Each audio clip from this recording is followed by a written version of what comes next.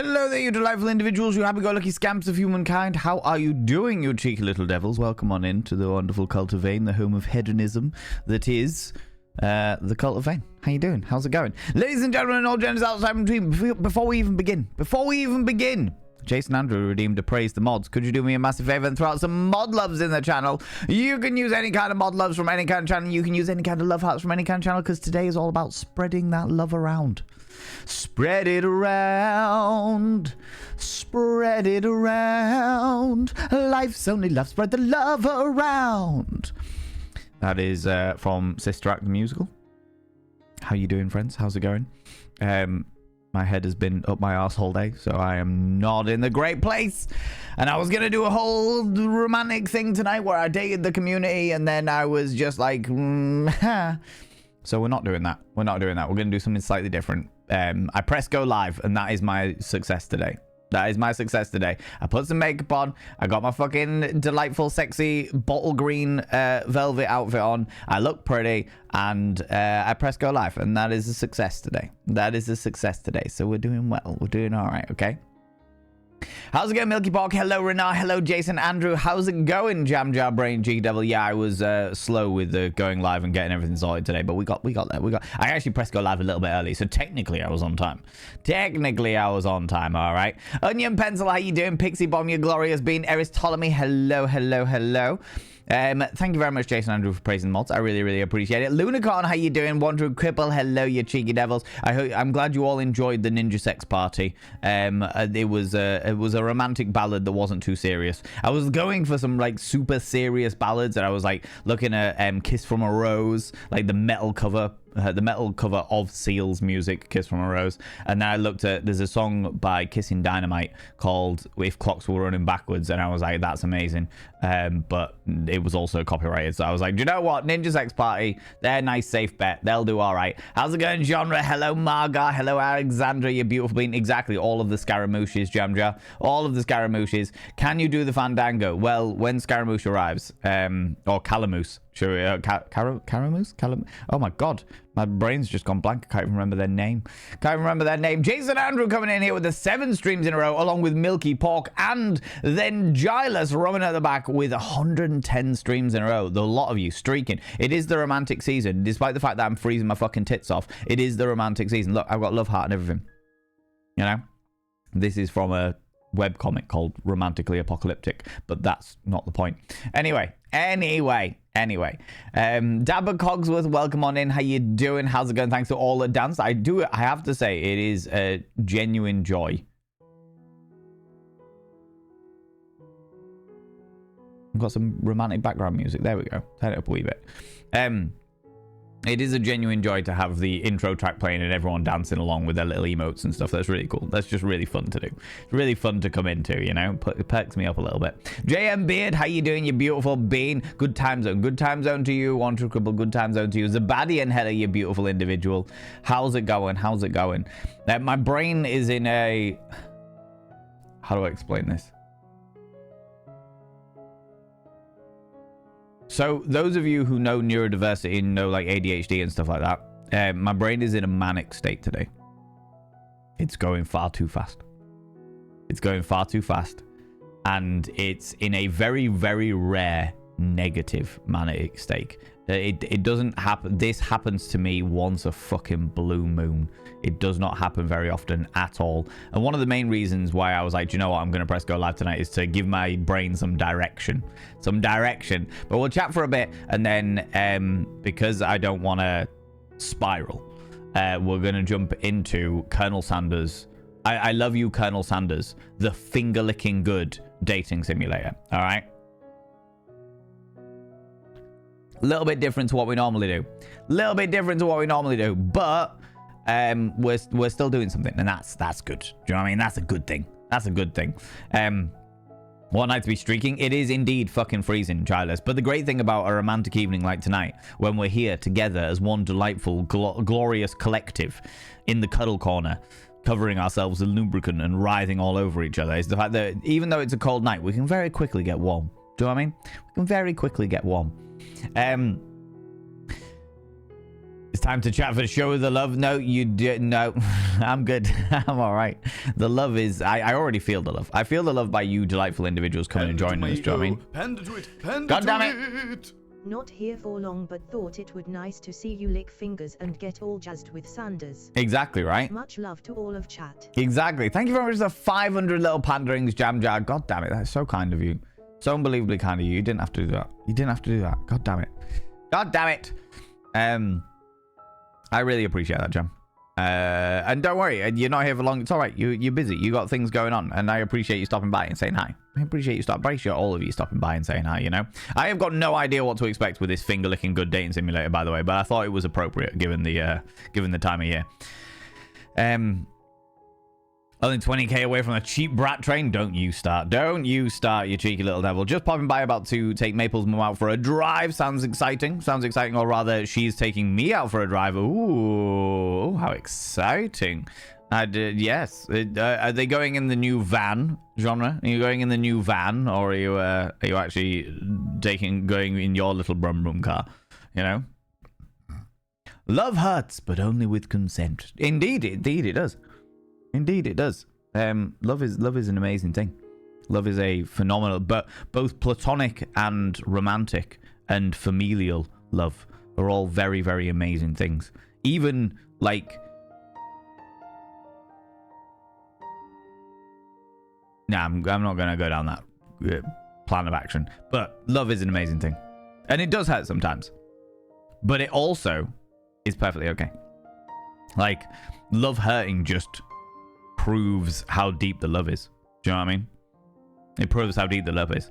When you feel that heartache, if your loved one is going through some difficult times, or you unfortunately go through like a breakup or something like that, it hurts. Yeah, of course it does. But that just proves how deep the love is. And I firmly believe that. You know what I mean? You know what I mean? Love hurts, and yet it's fucking awesome. You know? So nice to see a chat full of dancing, isn't it, right? Also, love hunting with consent is even better. You know what I mean? What did the hopelessly romantic baker say to his dough? I need you. Oh my god. I'm reading a romantic novel in Braille, so touching. God damn it, Sabadian. Good lord. Good lord. If love hurts, use more lube. I mean, to be fair, yeah, accurate. Also accurate. Always have lube available, friends. Always have lube available. I actually, in the process of me cleaning out my my bedroom at the moment as I'm redecorating stuff and bits and pieces, I've realized that like the lube that I have available is all out of date, so I need to go get some more lube. Need more lube available. You know. Valen Vroom Brain, accurate today, very very accurate. Onion pencil, very much so. Do you know what I mean? I forget to actually say hi, humans. No, it's all right. It's all good, Lunacon. We appreciate you being here nonetheless, you glorious being. Pro tip, never get into a romantic relationship with a tennis player. Love means nothing to them. Oh, my God. But juice does. And hey, if you're going to bring out the love juice, even better. Even better. Costa del Blowfly, you beautiful being. Welcome on in. How you doing? Thank you very much for coming out and saying hi. Fairly new here, but I love your stream. Sorry to hear you're struggling. You're a wonderful being. I do my absolute best to be a wonderful being. And you know what? Struggle's okay. Struggle's okay. Like, the way that I have always seen struggle, because struggles happen to all of us, no matter who we are and no matter what we do. The way I always see struggling is the fact that whatever it is that you're trying to do, that you're finding difficult, is worthwhile. You know? That's the way I see it. If you're trying to do something and it is a struggle and you are struggling because of it, it means that it was worthwhile. And maybe it won't work out, and that's okay. That's all right. If it doesn't work out, the fact is, it was still worthwhile for a little while. Do you know what I mean? It was worthwhile for a period of time, and that's okay. That's good. It's good to spend your time doing things that you find worthwhile, that are worth it to you. And I completely agree. So yes, I am struggling 100%. But that's okay. That's all right. You know? And I appreciate your... I genuinely appreciate everyone's thoughts and feelings. And there was a rumor going around. I mean, I'm sure there's plenty of rumors about what's going on with me, because I haven't told you fuck all. And I'm not going to. at the moment. You know what I mean? But yeah, don't worry, friends. Don't worry. Whatever, like, it will all be all right in the end. And if it's not all right, it's not the end. You know what I mean? It'll be fine. I will be fine, as I always am in the end. You know? But today is all about dating Colonel Sanders, apparently. You know? How's it going, Claire Bear? Welcome on in. How you doing, you cheeky devil? What did one triangle say to the other triangle on Valentine's Day? You're a cute. Fucking hell. God damn it. They're all coming out now, aren't they? They're all coming out now. Gosh darn it. I finger you, Colonel Sanders, say Sandy Lover. I mean, who knows? I mean, to be honest with you, genre, if you want to finger a Colonel on as a Sandy Lover, are you sure? We've got... I mean, most of the beaches around here are pretty rocky, but I'm sure we can find one.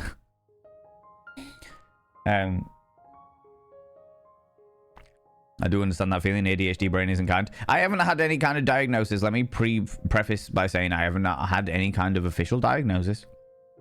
I'm as good as can be. Do you know what I mean? But I have a lot of the symptoms of... I have a lot of the personality traits of somebody with ADHD. And... yeah. The brain going too fast is definitely a thing. For sure. How's it going, Red and the Wolf Designs? How you doing, you cheeky devil? How you doing, you beautiful bean? What did the snail say on Valentine's Day when his call went to voicemail? I just crawled to say I love you. Oh my god. These are so bad. These are so bad. What the fuck is this?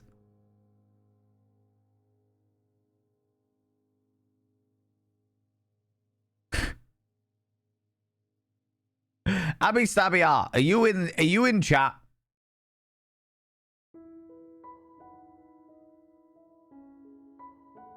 Oh my god. How am I gonna show you this, friends? Bonjour, what the fuck have you sent me?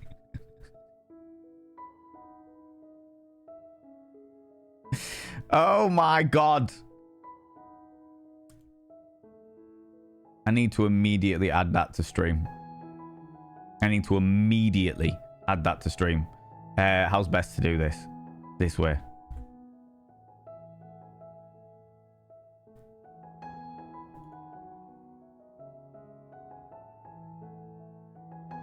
Fucking hell. Wow.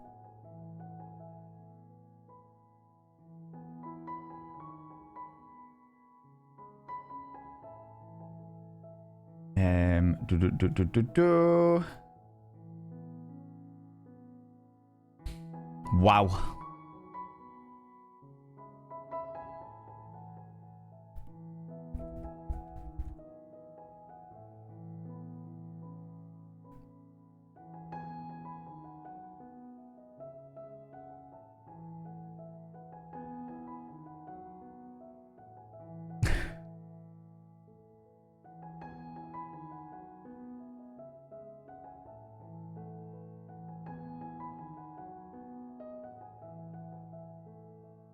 I would normally put it up here somewhere, but all of the alerts go on up there, so I don't want to get in covered up. Do you know what I mean? I don't want to get in covered up. Amazing. Abby Stabby Art. Can we get a shout out for Abby Stabby, please? That would be fantastic. That would be fantastic. Wow.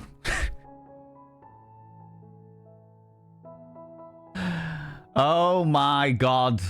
That is amazing. That is amazing. Thank you very much for that, Abby. That has put a right smile on my face. That's put a right little smile on my face. God damn it. Oh, lordy. Good lord. I didn't have to, but I felt like it. Jam Jar, I really appreciate that, beautiful bean. I really appreciate that. People, go check out Abby Stabby Art. I think all of my mods may have needed to disappear for various different reasons. But that's okay. I can do it. People, go check out Abby Stabby Art. Abby Stabby Art made this terrifying and yet glorious monstrosity. No bum Snapchat, by the way. That's what the loin cloth says. All right. Cupid Valen, not a bum Snapchat. Exactly. Exactly. Who commissioned that? Abby Stabby. Who did that? Management and I send our best wishes. I appreciate that. That's another one of Abby Stabby's.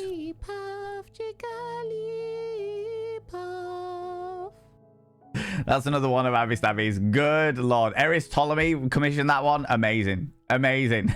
Thank you very much for the 139, Margaret. I appreciate that, you beautiful bean. God damn it. What the fuck? Oh, shit. Absolutely. Oh, cheeky. Absolutely amazing. Absolutely fucking amazing. Was not ready. Was not ready for that at all. All right. Going for a scoop, my little brum brum. I hope you and Maple's mum have a wonderful time, John. I hope you both have a glorious, glorious time. What in your mind is weird love? I think weird love is a unique thing. I think it's a unique thing that couples do, couples or thruples do, together, where there is a certain level of absolute peculiarity that can only be connected between the two of you. You know? Give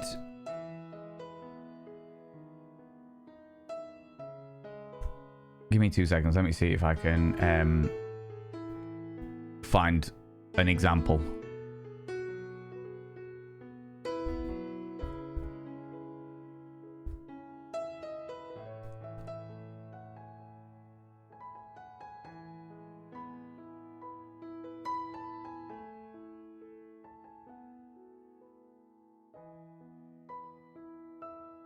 No, it doesn't look like I can. Never mind. Never mind. No, but yeah, like a little thing, a little connection, like directly between two people, or three people. Do you know what I mean? Where you do something really obscure and peculiar, and yet that is the norm. Do you know what I mean? That is what weird love is, and I think it is unique. It is unique between couples. It is unique between thruples. It is a point of really weird obscurity that only the two of you get. You know? What did one pig say to the other pig? Don't go baking my heart. Fucking hell, Dapper Cogsworth. These are so bad. These are so bad. You have to wait in your DMs on behalf of me, the chat, and the management. I appreciate that. I appreciate that, you beautiful being. And Eris Ptolemy, thank you very much for commissioning that. That was not what I was expecting this Valentine's Day. This Valentine's Day, you know? Also, is that it is a romantically apocalyptic mug. It is indeed. Although it doesn't have coffee in it. That's the only problem with it. That's the only problem with it. Panda to mango. Panda to it. Panda to it. Happy Valentine's beans. Happy Valentine's to you as well, Rach, you beautiful bean. Thank you very much, 100 little panderings. I appreciate that, you beautiful beans. Good lord, you all spoil me rotten. Spoil me rotten. We'll chat away for another 20 minutes or so, and then we're going to jump into a game, which I don't do on Valentine's Day. Valentine's Day I don't normally do, but my brain is all over the place. My brain has had... I was going to say all of the narcotics, but I don't take drugs. But my brain feels like it's had all of the narcotics. It just will not stop today. So we're going to play something. We're going to play something. Because otherwise my brain will spiral. And I don't want it to spiral. I want it to... It's very, very, very, very rare that this happens. But it does happen. And it just typically has happened on the day that I've allocated as VALEN-tines stream. Do you know what I mean? Do you know what I mean? You had a headache all day, but being here improves your mood immensely. Well, just as long as the screen or what have you doesn't make your headache worse, Red and the Wolf Designs. As long as you're looking after yourself, that's what the important thing is, you know? How you doing, Kindred? How's it going? Hope the day hasn't been too rough on you. The day has been fucking awful on me. Actually, do you know what? The day hasn't been awful on me. The day has been okay. My brain has been awful on me today. But... you know, we all have days like that. We all have days like that. And today's like, it's fine. It will be all right. It will be okay. One of the reasons why I like streaming when I'm having a shit day is to prove to everyone that I'm not always happy. Do you know what I mean? Like, even with all of my optimism, even with my unreasonable amount of optimism and pushing forward and ambition and stuff like that, I still have really shit times of life. I still have really, really shit times of life. And at the moment I'm going through one. And that's one of the reasons why I'm like, do you know what? It's important to show everyone that yeah, exactly, Jam, that I'm not a robot. That I'm not a robot. that I do also have bad days. That I also have times where I feel really shit about myself and my brain goes too fast and tells me all of the things that I don't want to hear, you know? And it's important to be honest about that. But at the same point, as well as being honest about it, it's also important to go, do you know what? It's okay to be like this, and I will get through it, just as all of you will get through whatever you're going through. Do you know what I mean? We will get through it. We will push through. And by the end of it, we'll look back on it and be like, do you know what? That was a really fucking hard time, but now I'm through it. Now I'm in a better place, you know? You know? You know? I'm now doing something which is important and fun for me. Talking with good people. Talking with good people. And there are a lot of good people here, Zabadian. There are a lot of good people here. You know? How you doing, Mayor Whitefire? How you doing, Cheeky Devil? Non-binary, welcome on in. Don't want to be intensive. And I just got here. What's the vibe today? The vibe today is... Oh, that's a good question. My head's going too fast. And it's being particularly negative, which doesn't happen very often. Doesn't happen very often, but it does. But it still happens. But we're still celebrating VALEN-tines Day, you know? So we'll jump into Colonel Sanders' I love you and your sweet fingering and licking. That's the game we're playing, right? That's the game we're playing, yeah? Something to do with fingering Colonel Sanders? Something like that?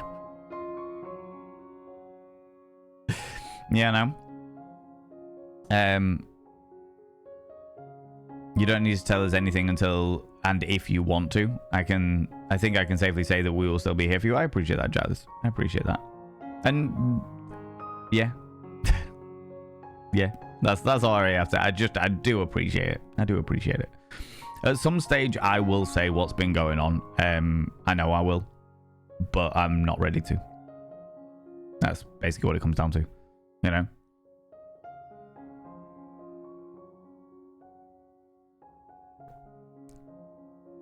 You're not going to tell us every little detail of your life and surrender your privacy to all random people here? Wow, that's so typical. She's horrific. Oh, God. I know, right, Asta?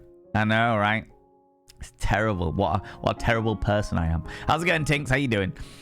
Yeah, there's a lot of things that happen in my life, and I've said this very clearly. I'm very honest about certain things. There's a lot of things that I won't say on stream because, quite simply, it's nobody else's business. Simple as. Do you know what I mean? But I do like to say quite a few things on stream purely because I know that people worry. I know that people worry. And I know there's a lot of rumors of people wondering. Now, I wouldn't say rumors of what's going on because I know it's people just wondering what is happening. But I can tell you of all of the rumors that I have heard, none of them are true. None of the things that people have been saying or suspecting or being concerned about are true. So far, anyway. You know? You know? What's more romantic than roses on a piano, tulips on an organ? I mean, tulips on an organ I will happily take. Why is it so hard to find games that features relationships with multiple people at the same time? They're all made up of polygons. Oh my god. God damn it. These are so bad. These are so fucking bad. God damn it. How's it going, Aries? How you doing? It was your brainchild? Yeah, I fucking see it. And do you know what? Look, this face here is an accurate representation of a lot of my life. What the fuck? Zooey Booey, how you doing, you beautiful being? How's it going? Space may sound romantic, but I never take a date there. There's just no atmosphere. Fucking hell. These are so bad. So fucking bad. God damn it. God damn it. A Valentine streak all the way through here. 10 streams in a row. You've been streaking through here. Good lord, Zooey Booey. Scandalous, I tell you. Bloody scandalous. That's world perfection, right? Right? Oh my god. People go check out Abby Stabby Art. Abby Stabby Art is a wonderful, wonderful bean. Well deserving all of your love and attention. For those using subs, you can drag them up to the top corner. Huh? What do you mean?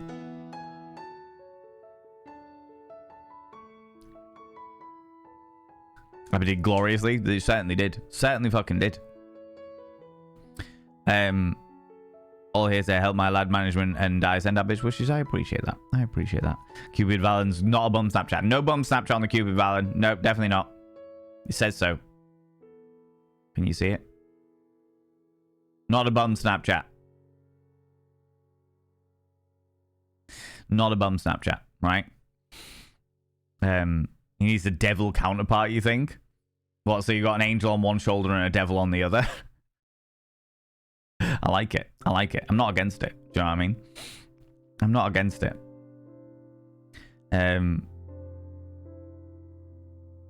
What is Valen wearing today? Not much, apparently. Anastasia, I am wearing a beautiful...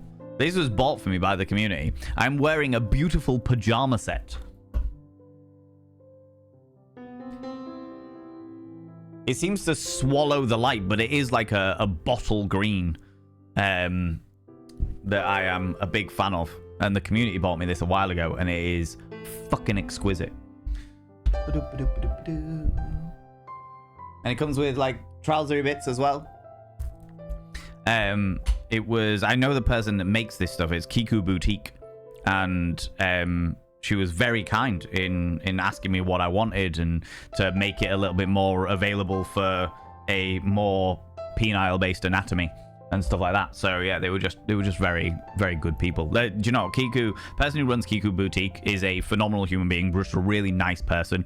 And yeah, that's what she once I ordered it, I explained that the community paid for it, and she was like, yeah, not a problem, I'll take your measurements, we'll get it all sorted for you perfectly. And I was like, amazing, absolutely fantastic, just a wonderful, wonderful person. But yeah, it was all good. My microphone seems to be very slowly moving up out of my way, which is not what I want. Which is not what I want, you know? These hands were built for forging curses. Look at this. But this, I don't know whether you can call this cursed. Of all of the things, of all of the pictures that have got my face on them, Abby Stabby, I'm not sure this one you can call cursed. You know what I mean? That is it's just a solid call. So they managed to get a private guided tour of Edinburgh Castle. It was amazing to see whether they were, might be able to accommodate me with my autism, because I find crowds really hard, but I love history. And they helped you. That's amazing news. That is absolutely fantastic. I'm so glad that they managed to accommodate you like that, non-binary, because I know that Edinburgh Castle gets real fucking busy as well. Really, really fucking busy. So that's really good of them. Really fucking good of them. Did I see a Mary Majora? I did see a Mary Majora. People, can I get a shout out for Mary Majora, please? I would really appreciate it. Astra, I'm gonna refund you your smolder. I appreciate the thingy, but I'm not in the place. I'm not in the headspace to do that today. Not in the headspace to do that. So I'll give you zero back. I'll give you zero back. You know. You know. Ladies that eat Tide Pods should be aware they could negatively affect their chances for a romantic relationship. Odds are likely that they will deter gents.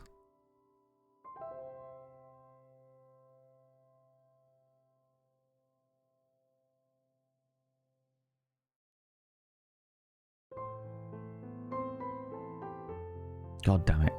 What did I do? What did I do to deserve this? Don't laugh! Don't laugh! Don't encourage this behavior!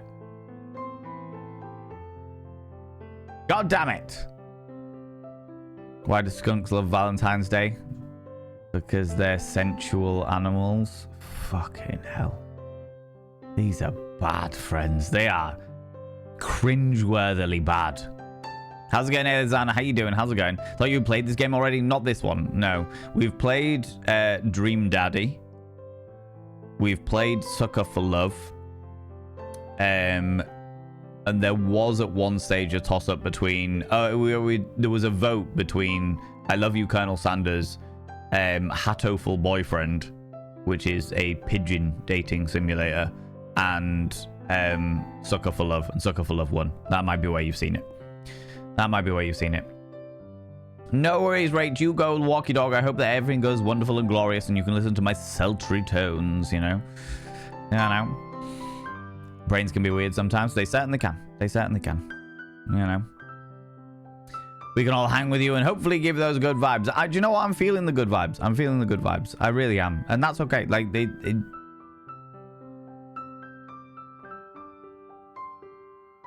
it's okay to feel the good vibes and still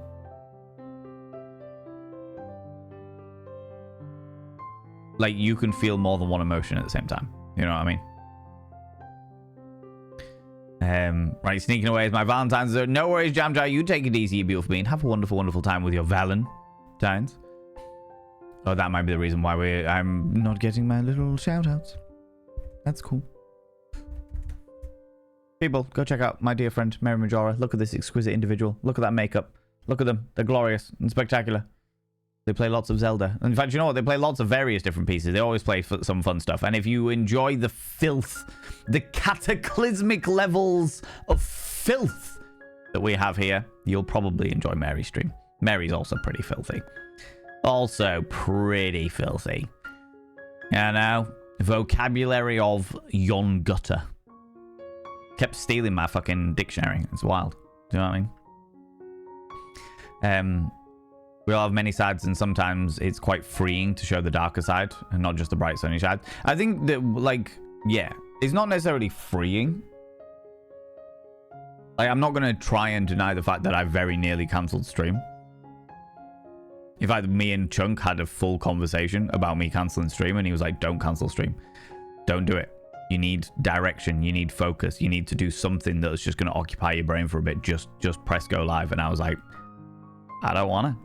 I don't want to do that. I do not want to be in the place to do that. I had shitloads of stuff to do today, and I didn't do a fucking one of them because motivation is at an all-time low. But I wouldn't say that it's freeing to show this side of me.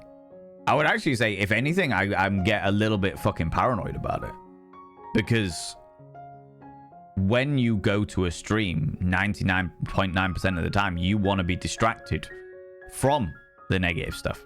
Do you know what I mean? You want to be distracted from that side of things. You want to be in a place where everyone's happy and glorious and spectacular because you don't want to have to deal with your own darker side of things. But on the other side of things,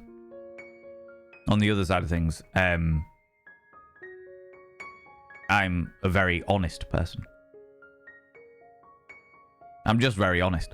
And I think it's unrealistic to turn around and be like, hey guys, I'm happy all of the time. That makes me less human somehow. And I'm not. And this is just a particularly difficult time. This is the hardest time that I've had in years. And that's okay. But I will get through it. You know what I mean? Because no matter what happens, I'll still get through it. That's okay. You can try again tomorrow. Yeah, maybe.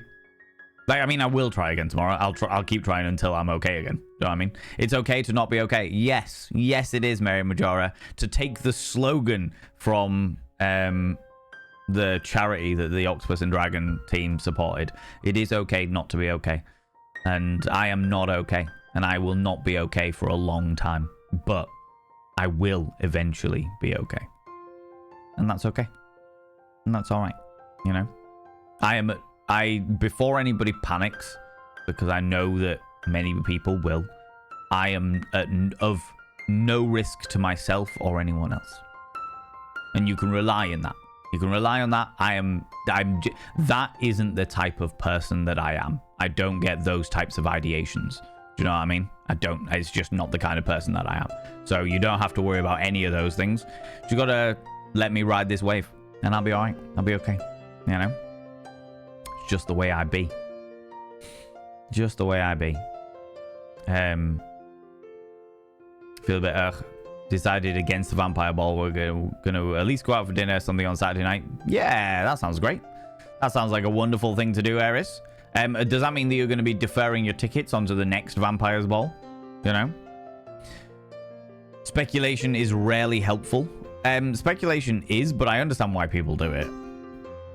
I understand why people worry. You know what I mean? Because I know that anybody talking about what's going on in my life, not that I've fucking said anything to anybody, realistically speaking, there's like a handful of people that know what's going on. How's it going, Shade? How you doing? The truth of the matter is that I know that people do it out of concern. They don't do it out of maliciousness. Not in this community. Not in this community. Nobody's doing it out of maliciousness. No one's doing it because they want to spread rumors or anything like that. They're doing it because they're worried. And that's okay. And I appreciate the worry. I genuinely do appreciate the worry. But I will be fine. You know what I mean? That, like, I can turn around and say there's nothing to worry about, but that doesn't stop people from worrying. You know? I will be fine. I will be perfectly okay. By the end of it, I'll be fucking right as rain. You'll be fine. Because that's the way I always am. I've been through hard periods of my life before, and I'll be okay. You know? I'll be okay. I always am. None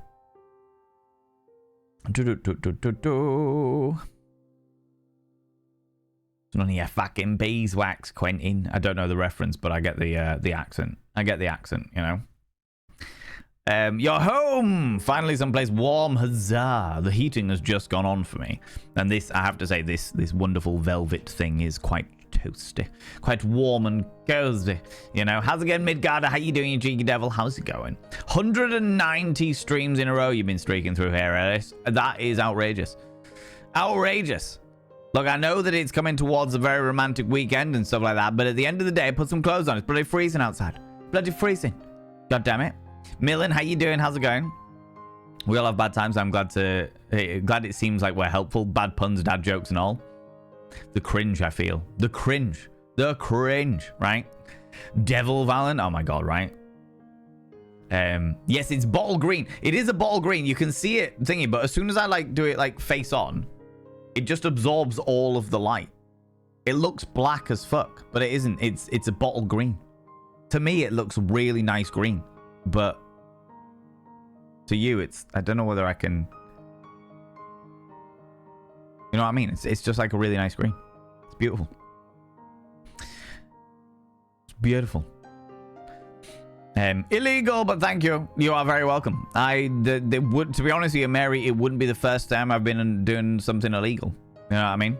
Even if we're not counting stealing pencils and stuff from school, I definitely had sex before the legal age when I was a plucky young whippersnapper. So I actively broke the law at a very young age. So I'm good. I'm all right with that. And I broke it in the most preposterous way possible. Actually, I broke it multiple times, but I broke it the most preposterous way possible because I woke up butt naked next to a girl who was butt naked with a guy at the end of the bed wearing both of our clothes and none of his own. None of us could remember what the fuck had happened.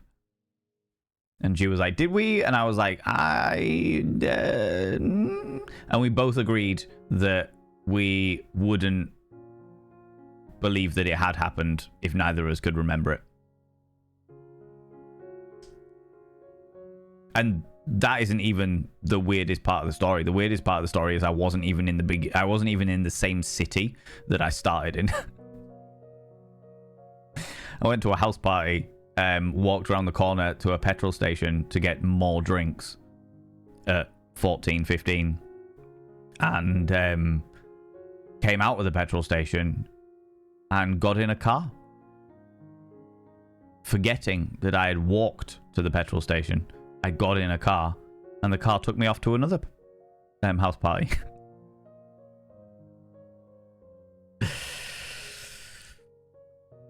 And the following morning, I got a bus back to the original city, wearing one shoe, my jeans, my coat, but no t-shirt.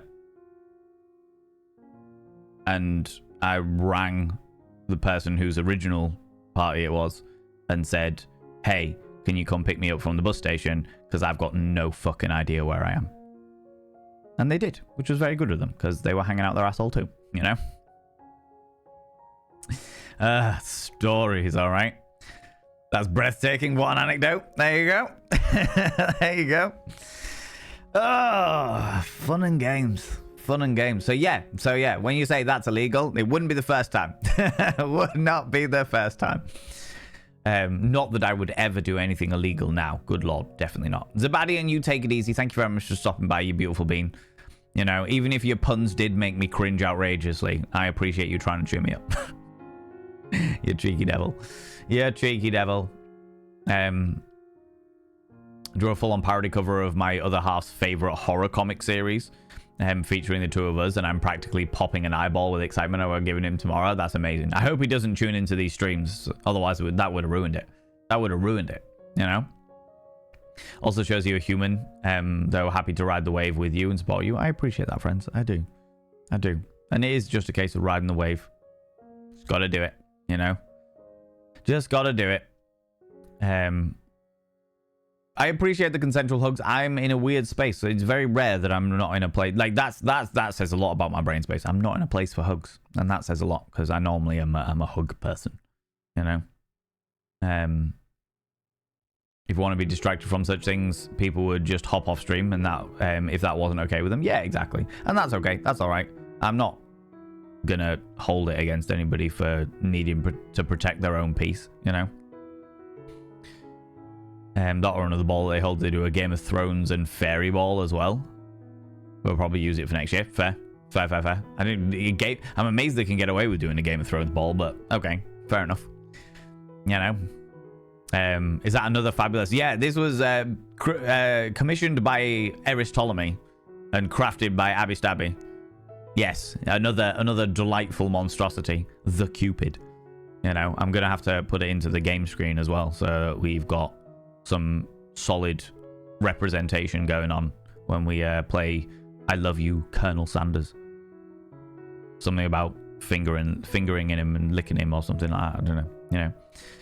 Still walking, but was very, very not okay August last year. It was very rough for a while, but now I'm out the other side. And I can look back and be humbled by the very, very good and kind people around me at the time.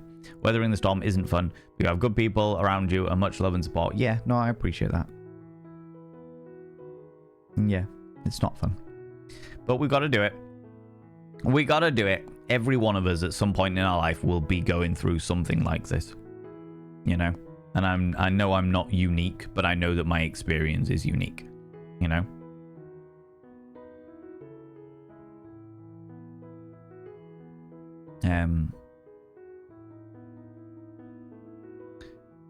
You look not just cozy and fabulous, but the best of two worlds. Yeah, I'm about it. I'm about it, you know? The void green, accurate. Very accurate way of putting it, to be honest with you. Sex? What's that? Well, it's when two individuals decide to get all up in each other's business, and whatever they consider to be sex is sex. I literally did an entire fucking, like, seminar on this. Is it that one? No. Is it this one? There you go.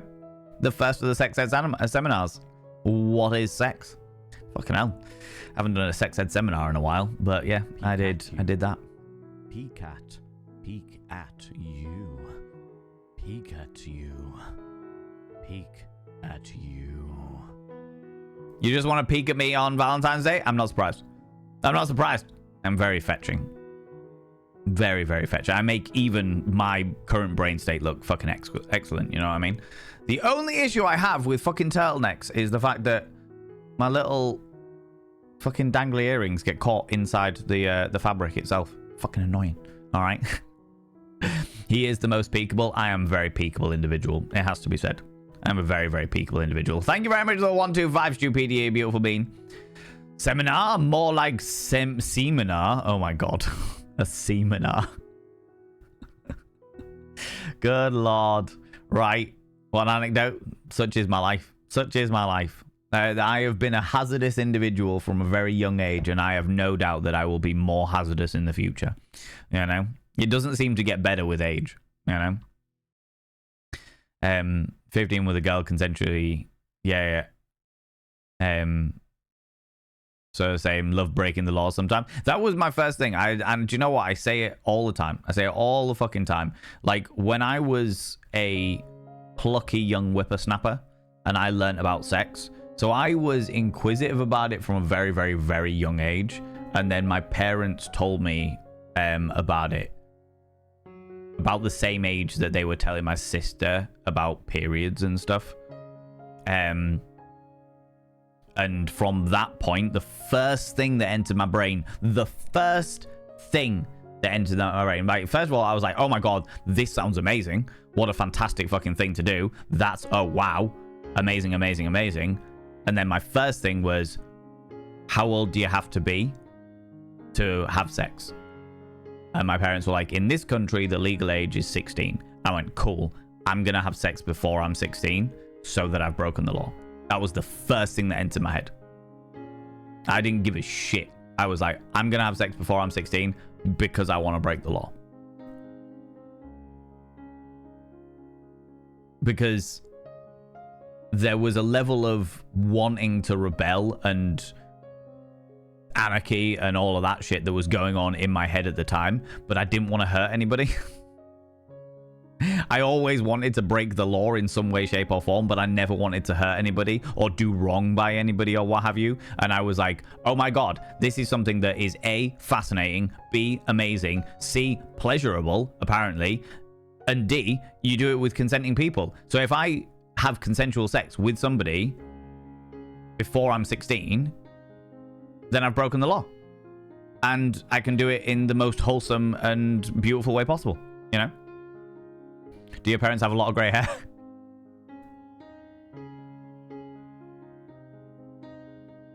I was not an easy child to raise. I was not an easy child to raise. And they were very, very accommodating to my bullshit. The only time I think they ever said no to an outfit was I was going to a chav party in a gym.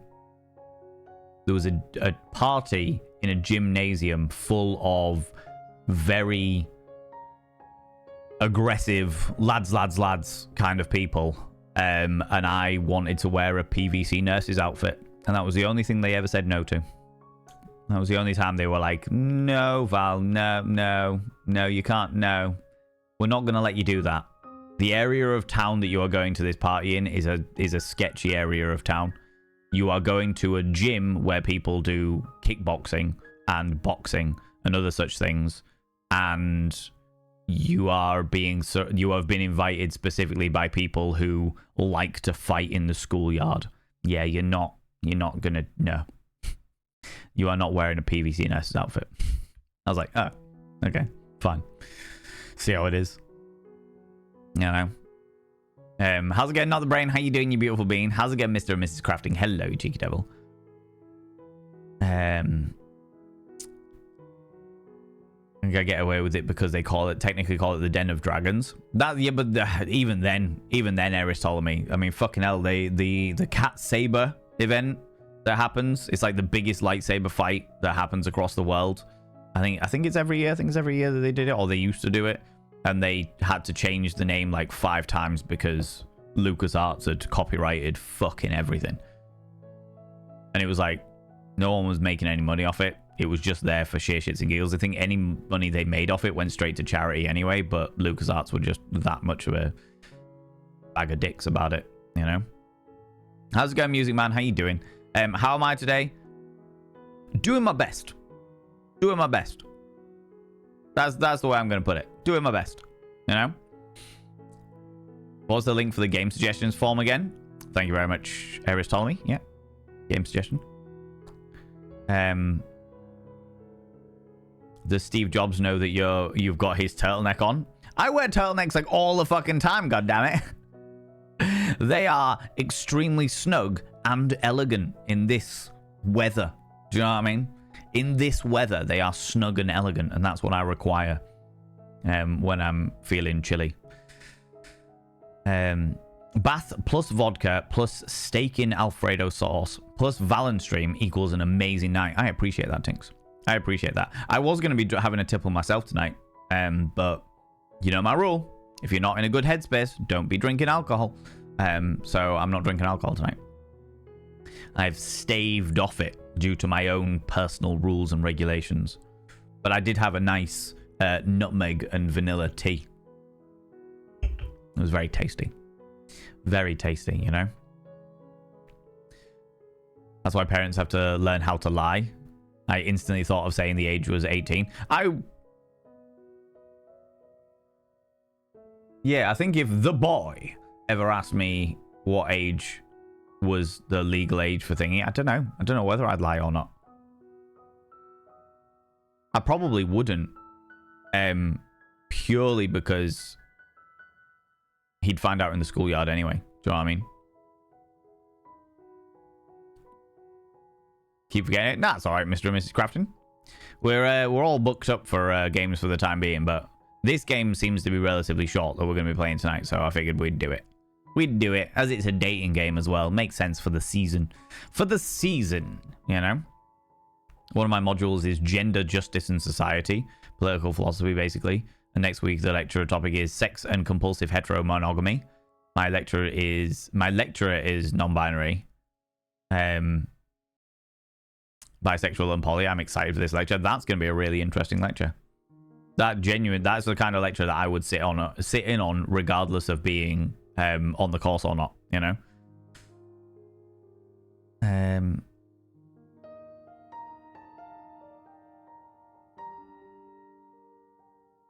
I still feel for them with the outfit location combination. Huh? What?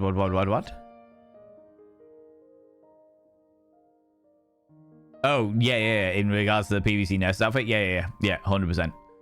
It's nice that they didn't just say no, but explain the logic behind their denial. Oh, yeah, they always do. Or they all, like, my parents were always very open-minded in that regard.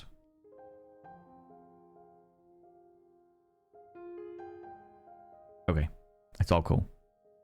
My sister's come. My sister lives outside of the city. My other sister, not the parents of my nibblings, but my other sister lives outside the city, and I got my dates confused. I was meant to be meeting up with her for a catch up tonight, and then I completely forgot that I'd already arranged to do this. So that was just her texting saying she's back in the city now. We already sorted everything out. I'm gonna go see her on Sunday morning instead. Have a bit of a cup of tea and a catch up, you know. But no, my parents were always very good, because the thing is, Lasana, my parents, like I try to parent, in the regards of I know full well that saying just because isn't good enough, especially for like a young teenage mind. Turning around and saying this is the rules because I say it isn't good enough. All that's going to do is make people want to break them even more, you know? Whereas being honest and being like, this is the reason why that rule is in place, is a way to be like, okay, they might still want to break it, but at least they'll understand the reason why it's there. And I think that that's really important when it comes to parenting, you know? Even as a pseudo parent myself.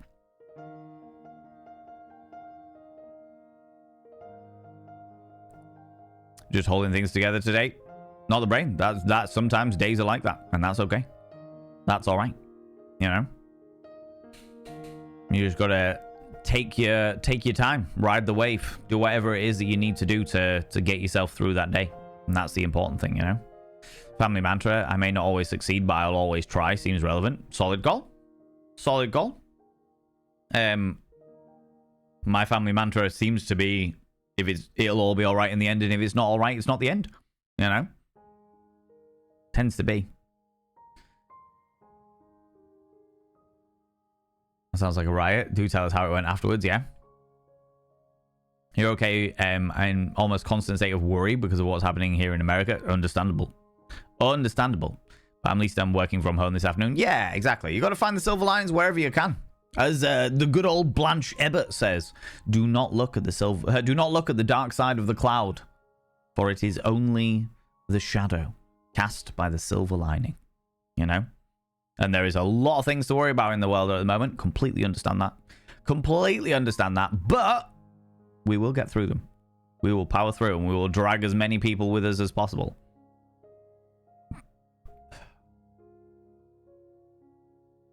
Your favorite response to how are you is the moment is the horrors persist, but so do I. I like that. There's a certain Lovecraftian nature to that.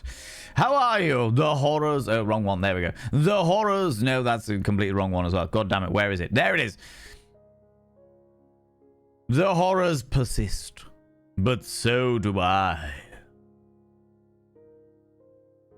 Too many buttons on my little fucking thing. You know what I mean? We got there in the end, though.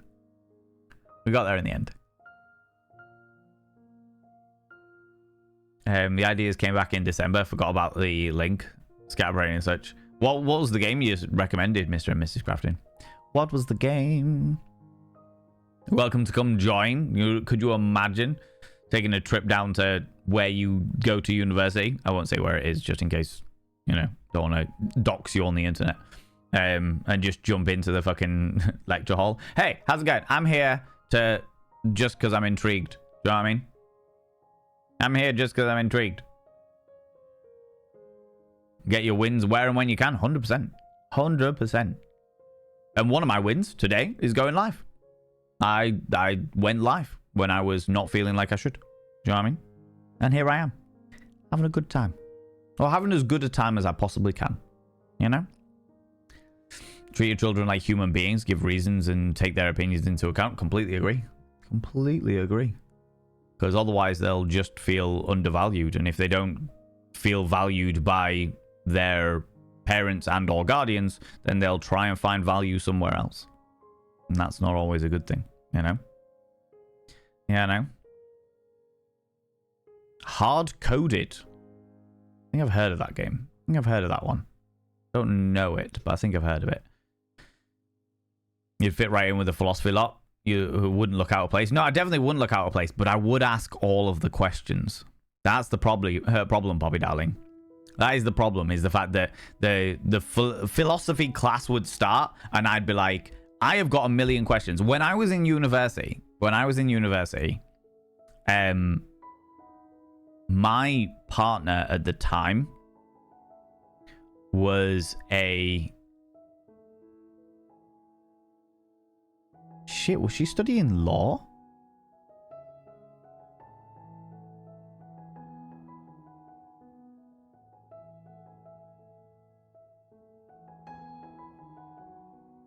I think she was. I think it was law. I'm sure it was like a law class or something like that. And she dragged me along to one of her lectures because we were going to go... We were doing something before the lecture and then we were doing something after the lecture together. And she dragged me along to one of her lectures. So I went in and sat in on one of the lectures.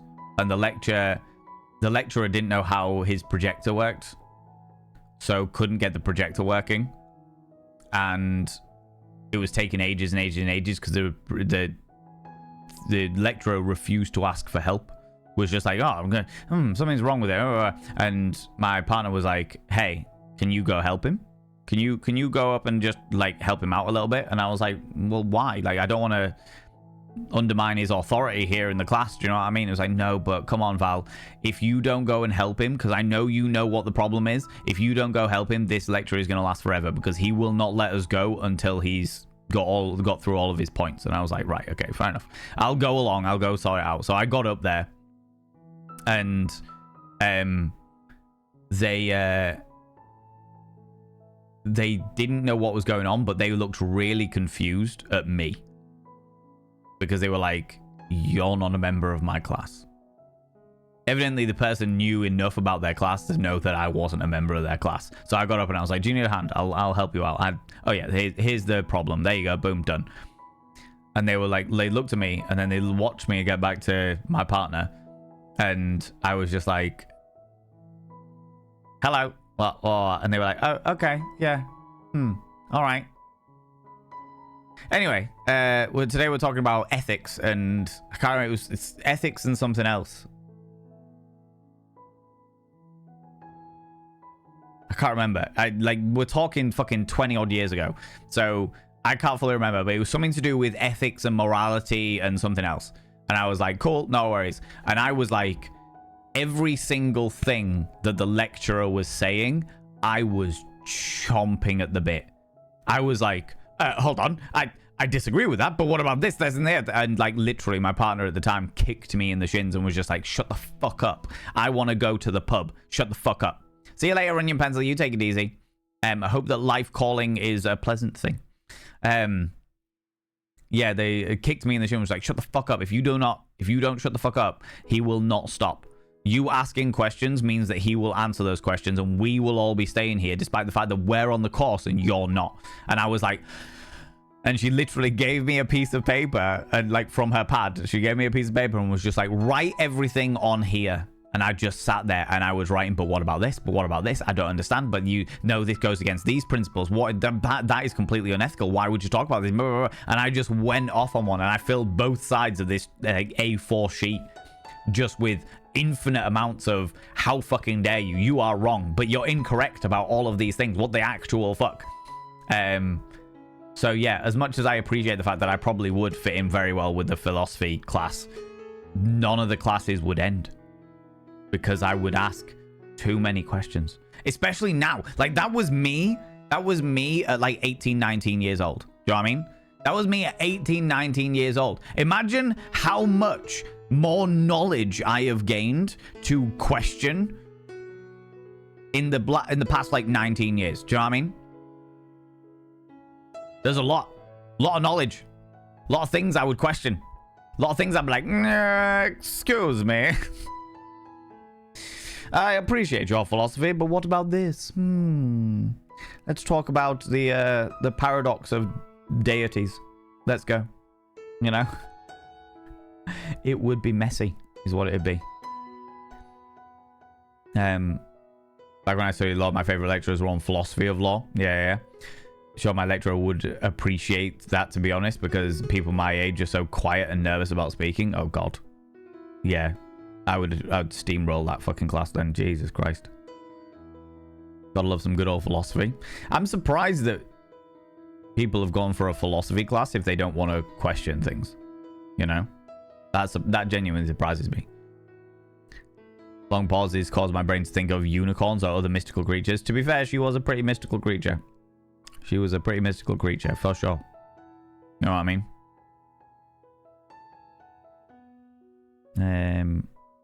Valen tech support is probably better than most. Valen tech support definitely follows... Like, I feel like I could do most physical tech stuff. When it comes to software, I've got no fucking clue. Physical tech stuff makes some description of logical sense. Actual software, no idea. No fucking clue. You know what I mean? Time to walk the pupper. No worries. Have a wonderful time walking the pupper. Do your thing. Do your bits and pieces. You know? It's not exactly who I want in my class. Will give me the confidence to do the same. You just got to do it. Got to ask the question. Just be like, excuse me. Once you've done it a couple of times, you'll lose all of that worry and fear. Because it'll just become second nature to you. And it'll provide more interesting conversation. Oh, how did things go with your friend, Poppy darling? Deal with a couple of my lecturers during office hours and had some great conversations. Oh, I can imagine. I can imagine. For sure. But yeah, how did things go with your friend? Did you end up telling them that they need to shut the fuck up? Anyway, friends, should we jump into the game? Should we jump into the game? It should only take us one stream, so I think we should be alright. Yeah, music. Shut the fuck up. Okay. Now that the first set of adverts are over, we are going to be playing I Love You, Colonel Sanders. Indeed. Van asking...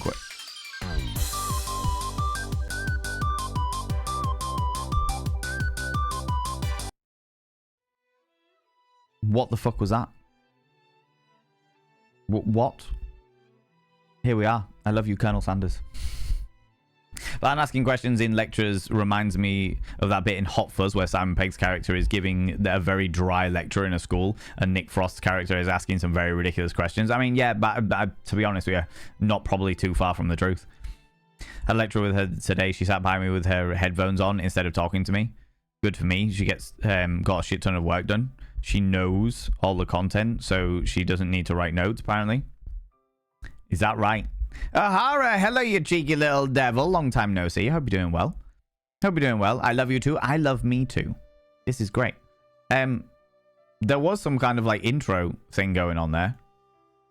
Maybe we'll get it again when we go into it. So this is I Love You, Colonel Sanders, the finger-licking good dating simulator. Now, before we get into this, friends, I need to let you all know that this is an official KFC product.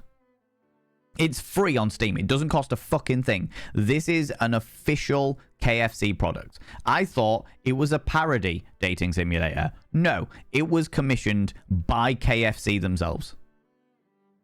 In order to, I don't know, promo? I got no fucking clue, all right? I love you, Colonel Sanders, but my heart belongs to Popeye. That is fair. By the Colonel himself. By the Colonel himself, yeah. Or the Colonel, if you read it phonetically, you know. The colon L. Mm-hmm. Don't forget about Valen's Cupid. Oh, course. Best way to do this. Probably this way.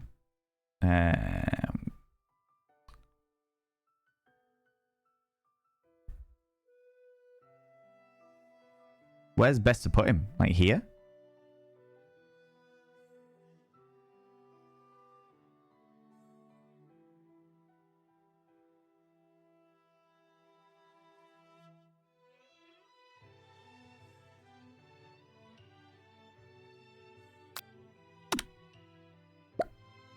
Turn the music up a little bit. Turn the sound effects down a little bit. Okay, these are the only settings we've got, so we're going to go with that. We're going to go with that. Love the Valen Cupid. That's thanks to Eris Ptolemy, and more specifically, Abby Stabby Art. Eris Ptolemy commissioned it from Abby Stabby Art. You know, that's all down to it. No bum Snapchat, right? In terms of essays and stuff, knowing all the content already is good, but I don't know why she goes to the lectures if she doesn't want to learn it again. I just don't trust anybody who ever turns around and goes, oh, I know all of this. I don't trust them. The amount of fucking, like, seminars and lectures that I have been to, like, online and shit like that, that I am pretty sure I know everything about, but I go anyway just to see if there's anything new that I haven't learned. Do you know what I mean? Is wild. Anyway, let's do a new game. Please enter your name. Phil the Wizard.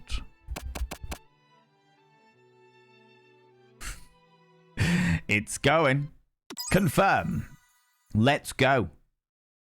This is hilarious because I'm a vegetarian and I have never ever had KFC. So I don't know what I'm in for or about. I got no idea. I got no what's going on. All right. This game is going to be like, want to share a drumstick? I mean, to be honest with you, maybe. I think it's probably, to be honest with you, Stupider, it's going to be more along the lines of, hey, do you want to share a dip? Right? How you doing, Lux? How you doing, you beautiful bean? You sleep softly as the morning sun casts a warm glow through the window of your modest student apartment. Okay, we're a student. The world is peaceful and serene. You could stay in the moment forever.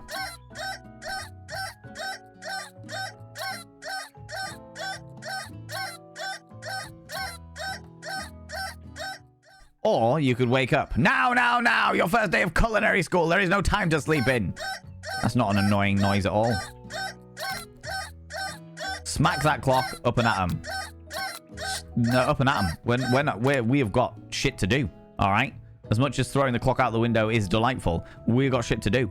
We are a culinary school, dagnabbit. All right? Also, don't know who these people are behind my head, but they look like some description of K-pop band. It's just a poster of me on the wall, you know? Sounds like the bed springs or something. To be honest with you, it could well be. Could well be. Lying in bed, you stare at the ceiling, thinking about everything that awaits you at the prestigious University of Cooking School, the Academy for Learning. Your mind begins to wander. Who will be there? What will you cook? What should you wear? Time begins to fly by, and you find your imagination getting away from you. You need to take this seriously. You allow yourself to daydream a bit, thinking about the future. Oh yeah, daydream a little bit. It's here, finally. Your first day of culinary school. So many dishes to prepare, so many students to meet. Your mind is swimming with the possibilities when you realize that you're running late. You grab a biscuit and burst out of the door in a hurry. A biscuit for breakfast. Solid call. Solid call, all right? Colonel Pop Baden? What? What? What? Culinary school for KFC? Surely that's not correct. Culinary school, they use secret ingredients, apparently. Mmm, delicious. Just what you needed to wake up those taste buds. A scone.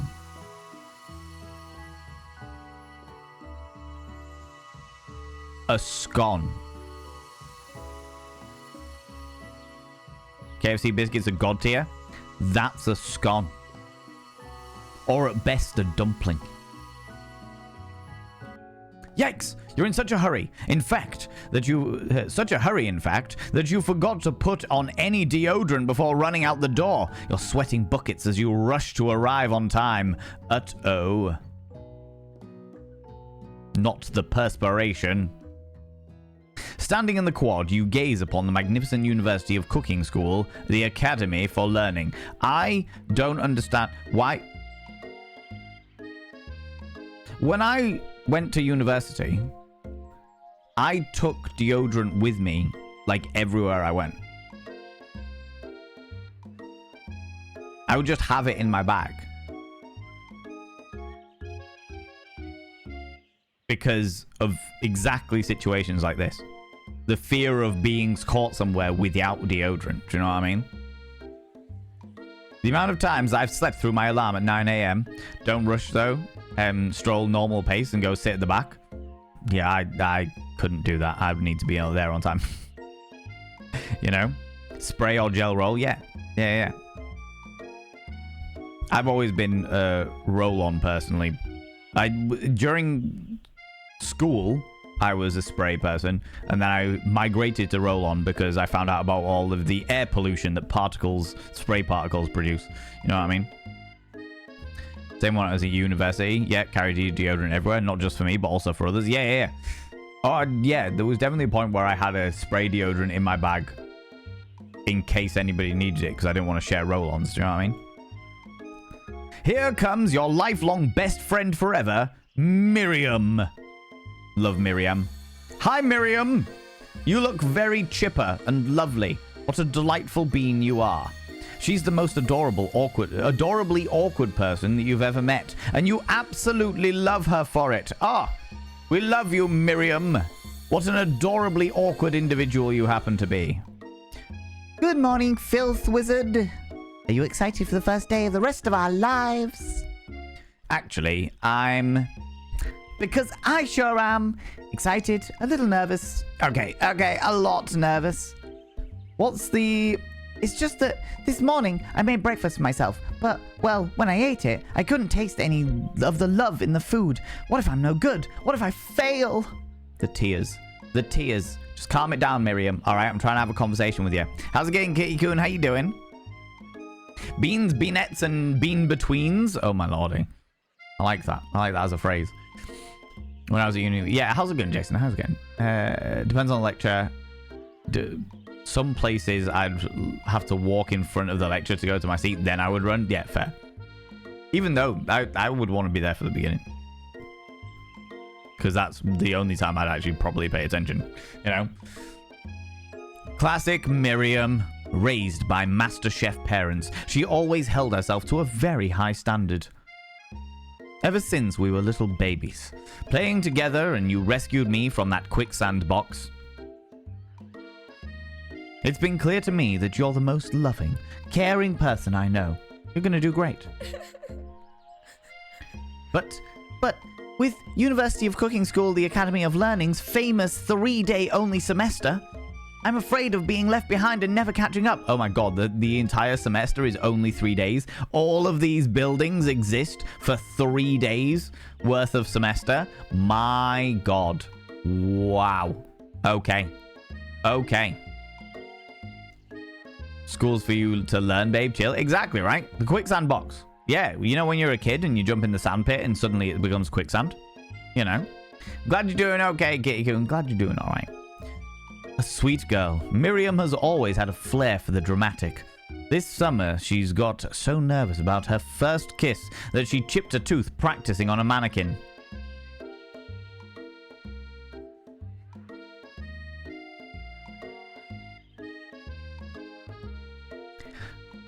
Miriam, you just need to calm down a little bit, I think. You need to zen yourself. You should should you pep talk her or change the subject to give her some relief?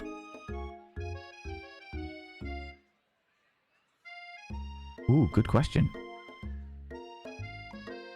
Good question. KFC doesn't take that long to learn how to make the food. I could imagine, to be honest with you. I've never been to KFC, being a vegetarian. I've never been to one, do you know what I mean? Put some pep in a step. All right, fuck it. Pep, pep, pep. Sure. Remember last month when we saw that fortune teller and had our tarot cards read? Where's this going? The lady with the mask who gave me the nightmares? I've been trying to forget. I know she looked spooky, but she was so sweet. And she told you that you were destined for great things. Remember that card with the fancy-looking tower and the other card featuring the handsome fellow in the red suit? I've been waiting for so long to meet some handsome fellow that I could call my own. And I'm sure you will soon. In no time you will be graduating, and you'll be delighting the world with your heartfelt cooking in no time at all. As you talk Miriam up, you can feel her nerves begin to ease. You know what? Maybe everything will be okay after all. And if not, at least I have those killer bangs. A killer fringe. A killer fringe. A killer fringe. For those people that are not from America. A killer fringe. You know? Why are teeth involved here? Look, when you're smooching a mannequin, all kinds of shit happens, okay? Not that I'm speaking from experience.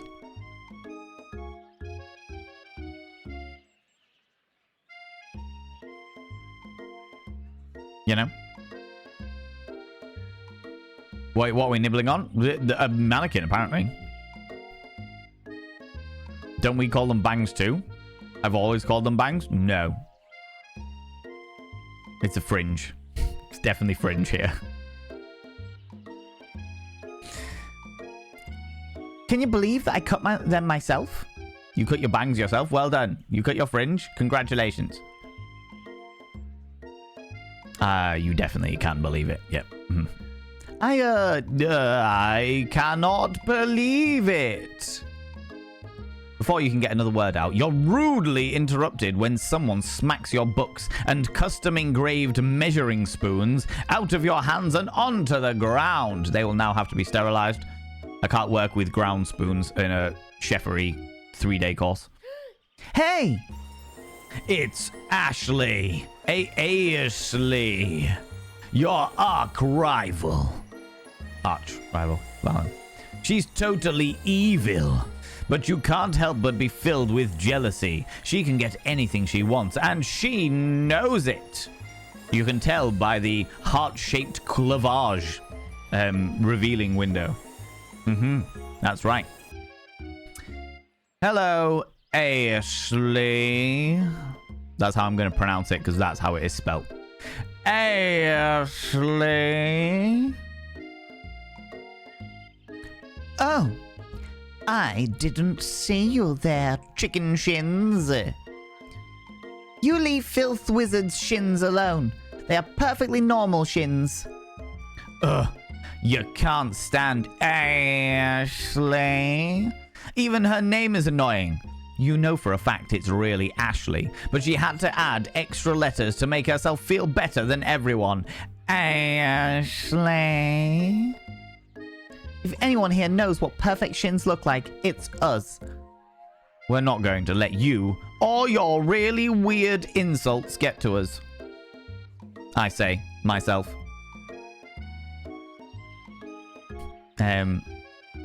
Feel like a fringe and bangs are different things, though.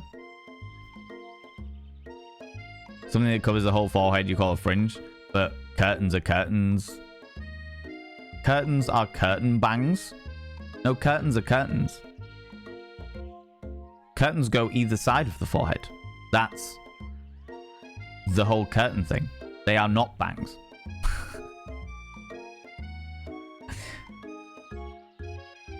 A fringe goes across the forehead, and that is what bangs are. Curtains go either side of the forehead, and that's the reason why they're called curtains. You know? It's really annoying. Hell, so, two right ears. Two real right ears. Nibbles on your curtains, right? I mean, right, do you know what I mean? Definition of bangs is exactly the same as fringe. Hair that covers the forehead. Across the quad, you see Ashley's best friend. Van the man has stopped to look at his own reflection in the mirror. His pants are so tight that you can see him casually working out his glutes while he styles his hair. No lie, they are rocking glutes. We like his glutes, apparently. Big fan of those glutes. Glutimus drulicus. You know? Why are we applying drapery to people's foreheads? Curtains it was a hairstyle in the 90s. And it's making a comeback. The 90s entire fashion sense is making a comeback at the moment. Van. You rang. You've never been sure what their arrangement is, but as long as you've known them, Ashley and Van have just been close as you and Miriam, but substantially more devious. I mean, you can tell by the fact that he's got a star for a head. He's got Johnny Bravo hair fashioned into a star. This is levels of rockabilly ambition that you just don't see these days. Do you know what I mean? I also very much enjoy this outfit. This is the kind of outfit that I would wear. Minus the hair. I can't believe that University of Cooking School Academy for Learning would ever allow people like you to attend as students. I know, right? You'd think they'd just hand us our diplomas now. Or maybe hire us on as professors. You amateurs could learn a lot from us. With the first day of school about to start, there's just not time to properly tell these two off. So you resist the urge. Let's go, Miriam. Psst, see you later, losers. All kinds of ass, right? I had a quick Google and the hair salon that explains it. The main difference between bangs and a fringe is the term that's typically used various places across the world. Bangs is a very American term, whereas whereas everywhere else tends to use the word fringe. That being said, you'll probably hear bangs being used across the UK, and you can thank American YouTubers for that. Just remember that it means exactly the same thing. So yeah. Bangs is a fringe. Or bangs are a fringe. The star-shaped pompadour, exactly right. If that isn't Team Rocket, I don't know who they are. To be fair, I can understand that. I watched a clip from a sermon, an American evangelical sermon the other day that was trying to convince their service that the Pokemon were the spawn of the devil. And one of the reasons that they had for that was the fact that Jesse and James from Team Rocket constantly cross-dress. So I say, let's bang the fringe, right? I've heard bangs a lot through the UK, to be fair. I like the word, it has more flair. It's just American, is what it is. To be fair, a lot of Americanisms get used throughout the entirety of the UK and lots of part of Europe because of, like they say, because of YouTubers and stuff like that. Because people, especially youngsters, watch YouTubers that come from America and therefore adopt their language. Even though fringe is the word that is literally used everywhere other than America. You know? Bullshit. Jesus loves Pokemon. I would imagine he probably does. Jesus was supposedly loved everybody. You know?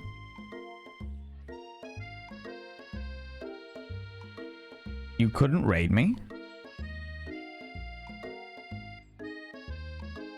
Oh, apparently not. Didn't realize I had that turned off. Never mind. Thanks very much, Razar. Appreciate you letting me know. Apparently I had it all turned off.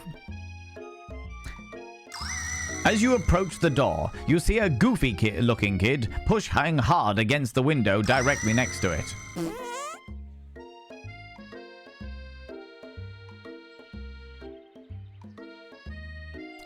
All right. How was your stream, though, Razar? How you doing, buddy? Thanks for letting me know. I appreciate that. There are many gateway drugs into Satanism, apparently, and Pokemon is one of them, you know? The Pillsbury Doughboy, I mean, could be. Hello, Pop. Whoopsie. I think it's broken. You reach forward and easily pull the door open. That should do the trick. I love you. I think you mean thank you. My name is Pop. I was originally named after my Pop, and he's old. Could someone like this also be a student at the school? He must be one heck of a chef. Also, his name tag clearly says Bob, but I guess he's reading it upside down. Hi, Pop. I'm Phil Thwizzard. So, are you going to make me hold the door all day? No. And with that, the young man walks into the building ahead of you. You also had just one tooth? A singular tooth out the side of one's mouth while drinking an orange juice? Exactly. Excuse you, Pop. How goes the Valentines? We're playing a game instead of doing our usual... We normally, as you well know, we normally do the whole thing where we date the community and stuff like that, but I was not in the brain space for that today, so we're playing a dating game instead. Playing I Love You, Colonel Sanders. For sheer shits and giggles, you know? Didn't want to call it out, but it did cross my mind that it may have been accidental. It definitely was accidental. Definitely was accidental, but I appreciate you letting me know. I hope they had a wonderful stream. They grew in when you turned 18. Good old chomper, right? Got your fingers. Let me tell you, the first 18 years were rough. The one tooth. Is it just me, or is he kind of cute? I think it's just you. You both shrug your shoulders before following him into the building. You stand at the... Who's this? Who's this?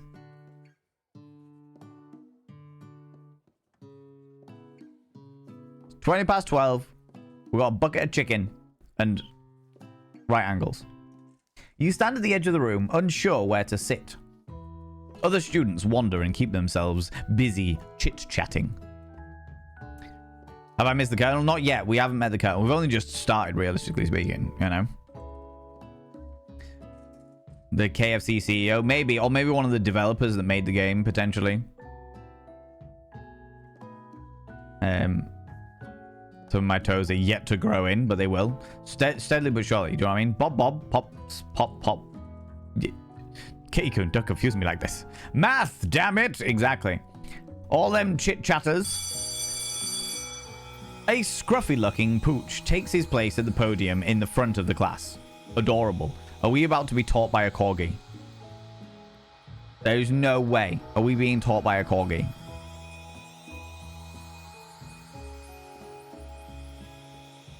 Oh, Kitty-kun, that Doge, that word has been ruined for all time for me. The American government ruined that word for me, I'm afraid. Sprinkles. No. Quiet down, everyone. That is definitely the voice for this one. Do you know what I mean? Professor Korg, right? Sprinkles, apparently. Who is this unreasonably cute pup, and why is he in our culinary class? You must be Sprinkles, the head instructor and CEO of UCSAL. Uskal.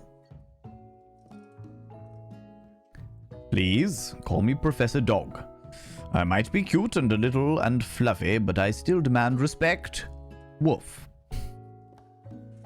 On a Greek column, apparently so. Apparently he just mounted himself on a Greek column, because why not? Who you calling scruffy looking? He's definitely not hand solo. Do you know what I mean? Will you get a write-up if you pet your professor? Quite possibly. Quite possibly. Depends. If you give him scritches on and behind the ear, I think he may pass you, regardless. What? A cute dog is our professor? This is the best school ever. I guess only a dog's nose is capable of picking up all the nuances of fine dining.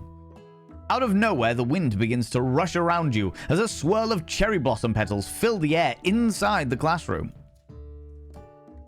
I'm chilly. Could someone close the window? And then he walks in. My God! Who wants a mustache ride? It is him, Colon L. Sanders. The man, the myth, the legend in his own apron, the man with the secret sauce, the splooge cannon 101, the great and powerful L. Sanders. You're immediately swept up in the aura of this new student and his remarkable goatee. Who knew anyone could be so handsome? Time stands still. It's him! It's... If it isn't my favorite student, Harland. Colonel Sanders interrupts Sprinkles. Sorry, Professor Dog. Before he can finish his sentence. Please, call me Colonel. Colonel Sanders.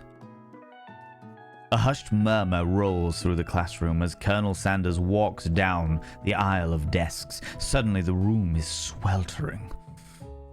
Sweat begins to bead across your brow. You feel like everyone is looking at you. And you're not entirely wrong. And this, over here, must be Sweaty Sweats-a-Lot. And maybe we should open that window back up before Faucet Pitts melts into a puddle and evaporates entirely. Oh no, we forgot our deodorizer as well. We forgot our deodorant. How will we ever survive? Time to wrap my chicken legs around him. I do have very chickeny legs. Hold on just a second. Nobody talks to my friend like that. You two both know my name. We were in the same kindergarten class. And what is with all your really weird insults? Besides, when Filth the Wizard sweats, it's not gross, it's beautiful. Look at that shimmer.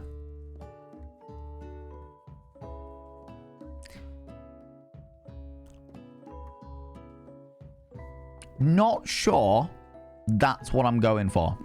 I'm not sure, Miriam. That's what I'm after. Turn to find Colonel Sanders. Oh, I turned to find Colonel Sanders standing right in front of me. What with my sweaty pits? I have been perspiring outrageously. I have a certain level of hum about me. And the man, the myth, the legend in his own apron is suddenly next to me. Great. Colonel Sanders, beautiful angel that he is, stands before you smiling gently, his hand outstretched. Boy, howdy. This classroom gets hotter than a Kentucky Friar. Please, use my handkerchief.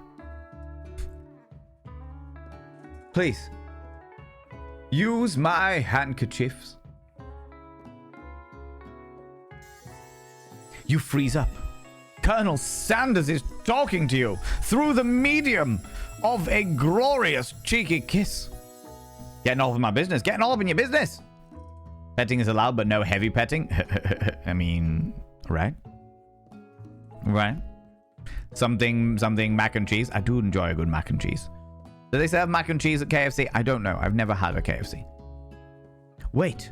Colonel Sanders is talking to you about how sweaty you look? You're completely mortified. This can't be your first interaction. What if he never forgets this moment?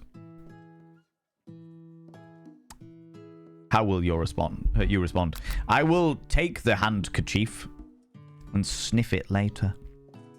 As you know, I'll take the handkerchief, dab off my sweat, and give it back to him to sniff later. Yeah, really just rub it in there, do you know what I mean? Rub my pits with it and everything, you know? It's a very mid mac and cheese. Fair. I'd say that I've ever graded mac and cheese, but fair. He won't forget how moist you were. Exactly, moist for him. Ready. You stretch out your hand and Colonel Sanders places a fine silk handkerchief in it. It's so beautiful. You hesitate to press it to your face, but when you do, the feeling is transcendent. It has his natural scent on it. It smells of the most delicious chicken you've ever smelt. I do like a well-fragranced cock.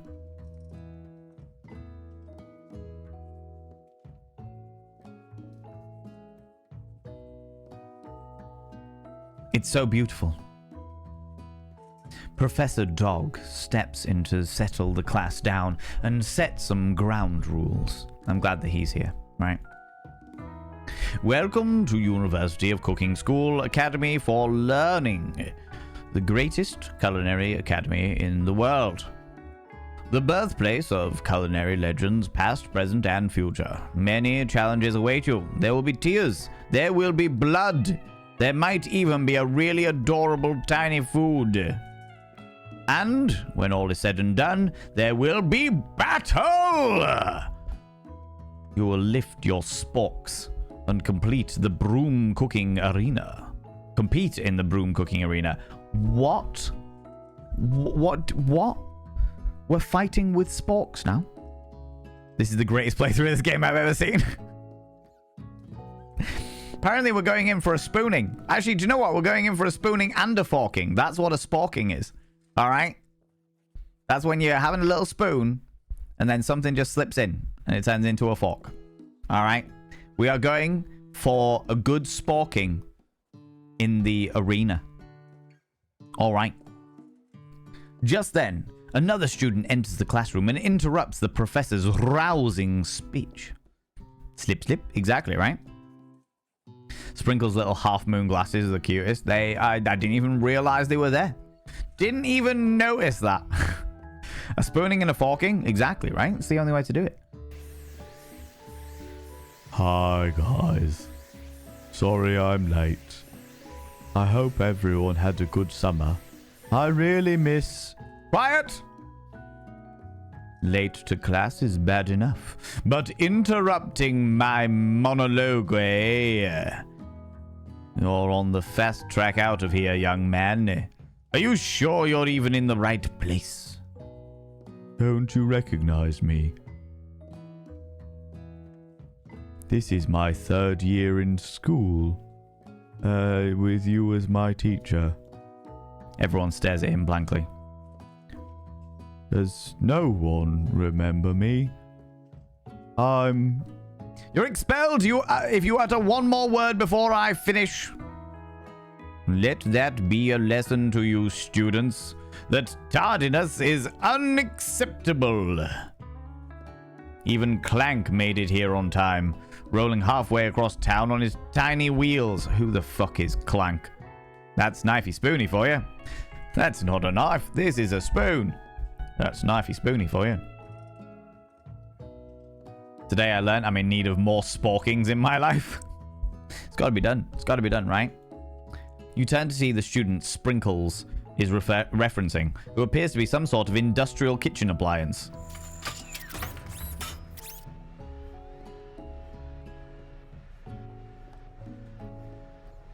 Is this just the wrong trousers? Is this a parody of Wallace and Gromit's The Wrong Trousers?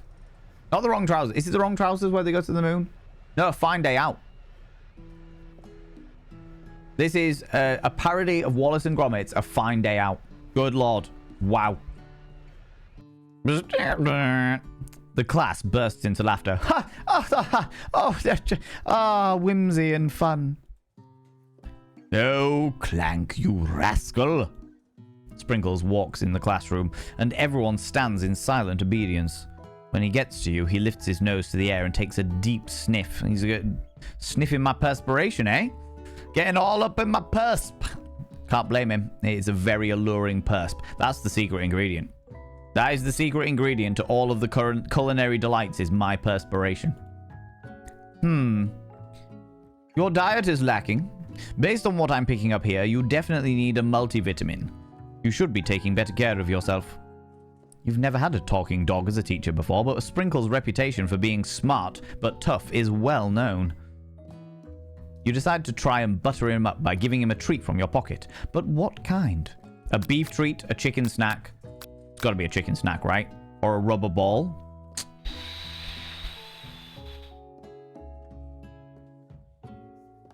Do they serve beef in KFC? I don't think they do. It's all chicken, isn't it? Got to be a chicken treat. We've got to go for the chick or the rubber ball. No, we're in the middle of class. Chicken treat. You reach beneath your apron and return with a chicken snack in your hand. Sprinkle's eyes go wide as he locks onto you. his favorite. Well, well, well. I think there might be some competition for our new star student. The furry professor immediately devours the snack, leaving your hands slick with a coating of warm doggy drool.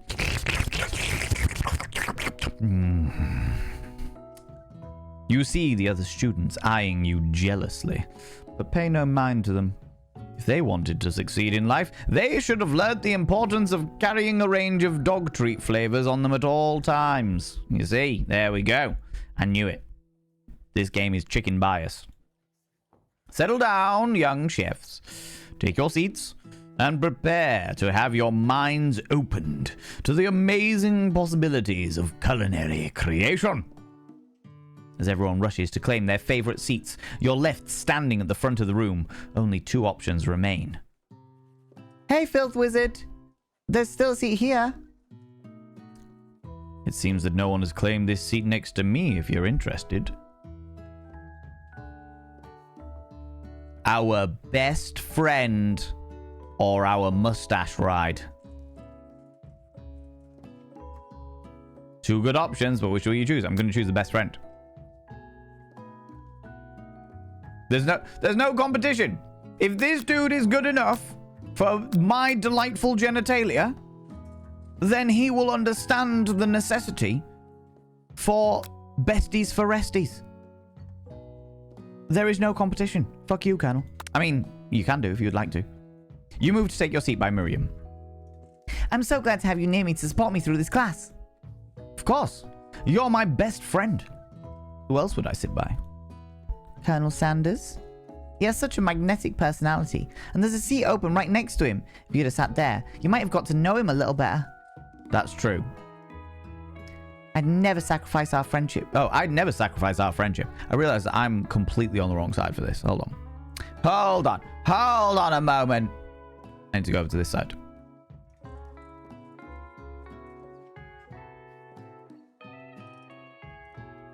It's not working.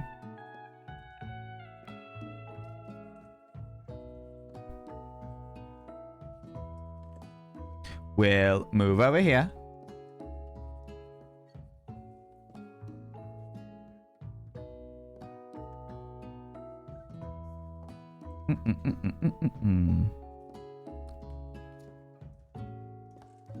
Boom.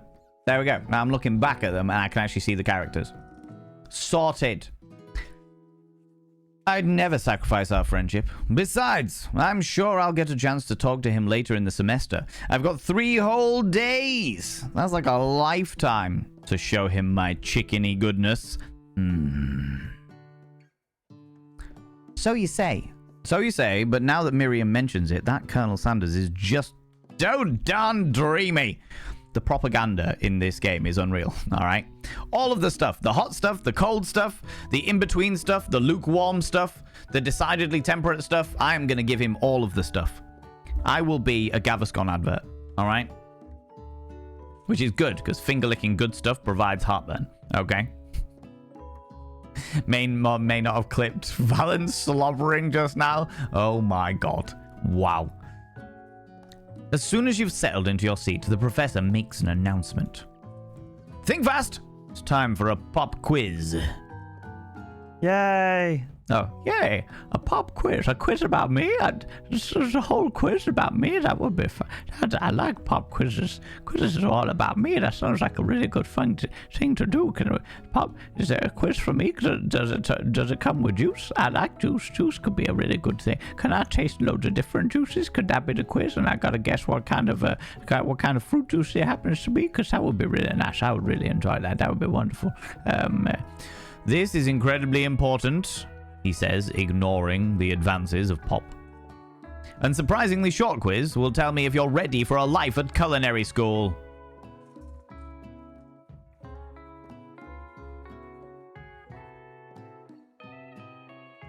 I honestly don't know, but that is the voice that I've given him. I wanted him to sound a little bit more. Well, hello. Hello there. How you doing? Is everyone okay? Keep your knives sharp and your focus sharper. Here comes the question. If train A is traveling to point B and train B is traveling to point A, how important is it to wash your hands before cooking? Extremely important. Looking at you, Pop. That's right. Forest is to tree as chicken is to night vision goggles. A slam dunk. Feather.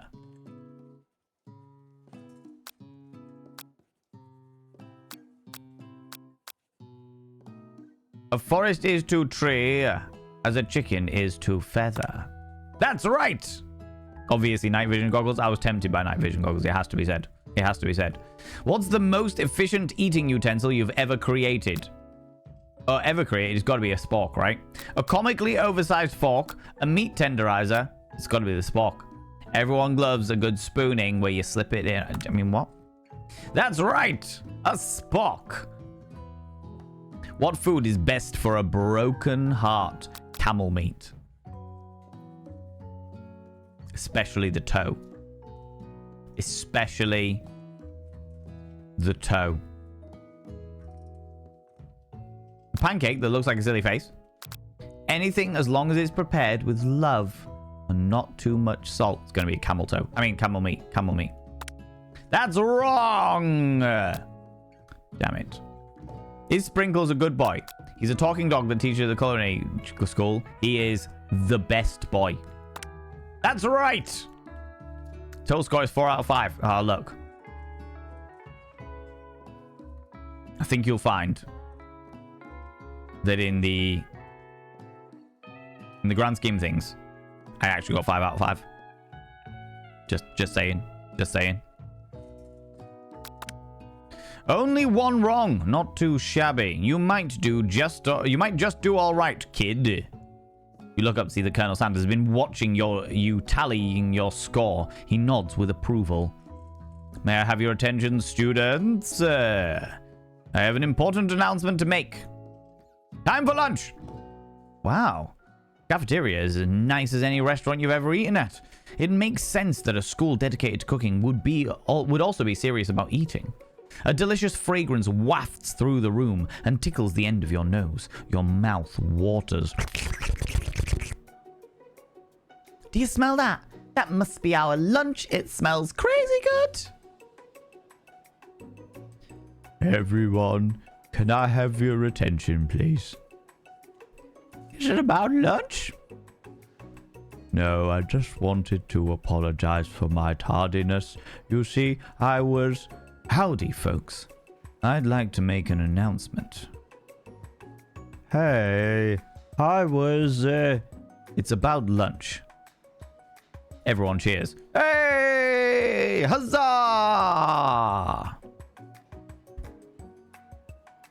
Huzzah! Huzzah! Huzzah! Huzzah! Huzzah! Exactly. But I... Shh. Lunch, lunch, lunch, lunch, lunch. She said shush.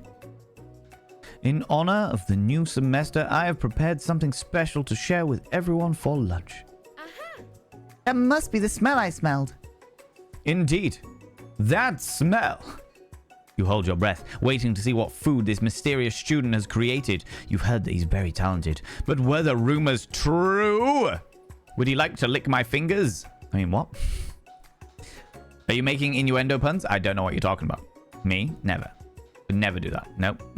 Nope. Not a chance. Nope. I think your real score is the friends we made along the way. Oh my god. What did you do with all the spare body parts? Oh my god, Mr. and Mrs. Crafting. Good lord. Lola Frosty, how you doing? Welcome on in. The Stewart Cafeteria. Always thought something of the food related would be named after me. Although the spelling isn't mine. Oh yeah, it is the Stewart Cafeteria. My god. My god, didn't even notice that. Is this? Colonel Sanders lifts a large bucket above his head. A large bouquet above his head. Its contents glimmer in the light. Piled high are huge pieces of chicken. Shinken. Bread it and fried to a crispy golden finish. The aroma envelops you, and you begin to feel warm and safe. Colonel Sanders has filled a bucket with chicken. What a novel concept. Your stomach begins to grumble, as if to say, stop thinking and start eating.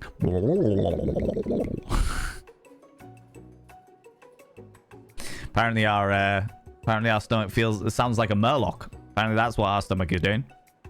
Just sounds like a murloc. Our stomach begins to grumble.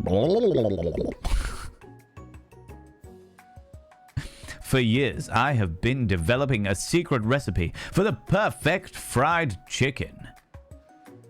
By my calculations, nothing less than 11 herbs and spices are required to achieve the perfect balance of flavors.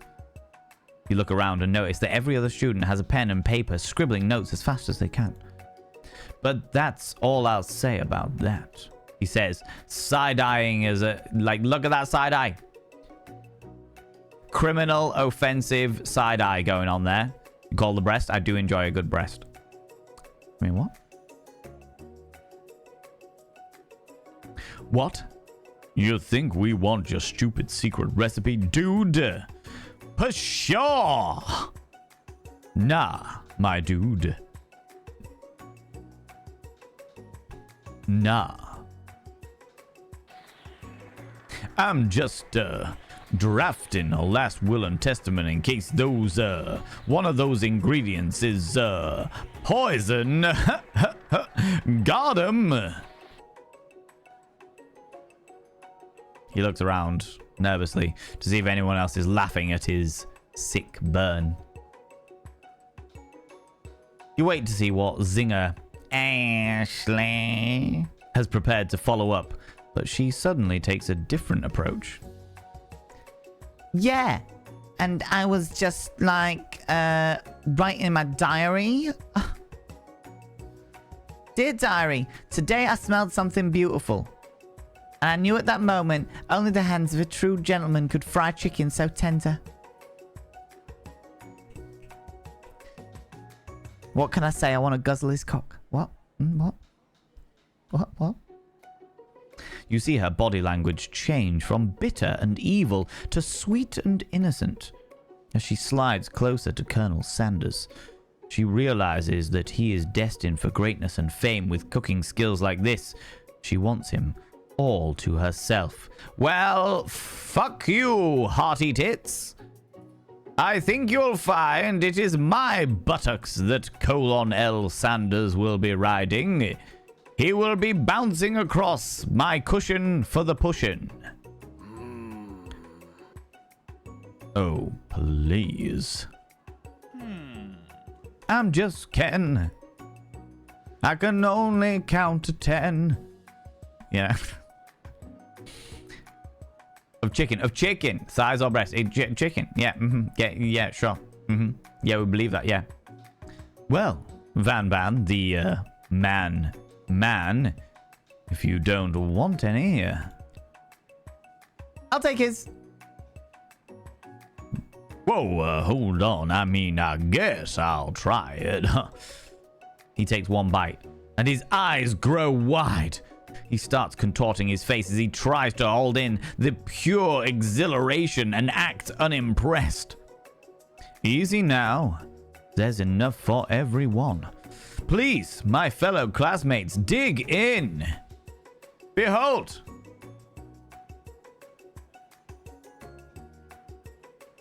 Dig in. Fear you're not. Not a single ingredient is poison.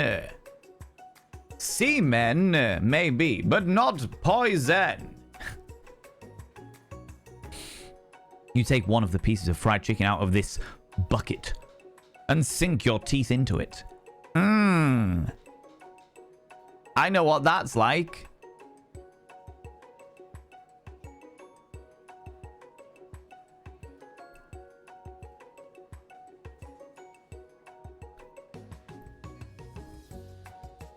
It's amazing. Oh, just like I remember from the real world. Tasting Colonel Sanders.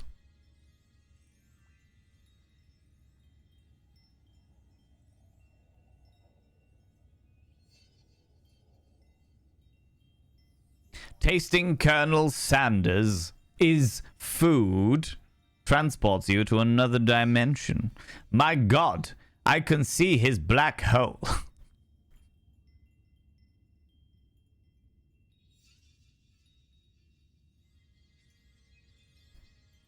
His black hole is pulling me in. It looks like the tastiest black hole I have ever seen. Alone with your taste buds gripping a drumstick in your hand, you float weightlessly. Zero G fucking. But before we get into that, friends, I'm going to go for a piss. I'm going to go for a piss. Get up. Have a stretch. Stretch your eyes, look at them in a distance, then look back again. Grab some kind of beverage, hot, cold, or if the time is permitting, flamboyant as fuck. Don't forget to take your meds. If you haven't done it already, take them now, you cheeky little devils. If you're wearing a binder, have a couple of deep breaths. Stretch those lungs out, stretch those rib cages out, and never wear a binder longer than is medically recommended, which is what we understand to be approximately 6 hours. Also, we're adding an extra instruction. Friends, go charge your sex toys. Go charge your sex toys. Take a moment. Go charge your sex toys. There'll be 3 minutes of adverts. While they run, I will disappear off and grab myself a nice snaffly treat and go visit the urination station. I'll be back in a minute, you cheeky little devils. All right, don't go anywhere, you cheeky devils. I really appreciate it. I'm gonna smash some bread in my face. You know. Oh my God, what? What's going on here? Oh, everyone's joining the cuddle pile. I'm glad. I'm glad. How's it going, if you're in? Hello, you beautiful bean. Welcome on in. Welcome on in. We are playing some Colonel Sanders. In the most terrifying way possible. As we do, you know. As we do. When we moved to our current house, me and Mrs. Bought a couch where you can comfortably crash on with 6 or 7 people. I love that. I love that.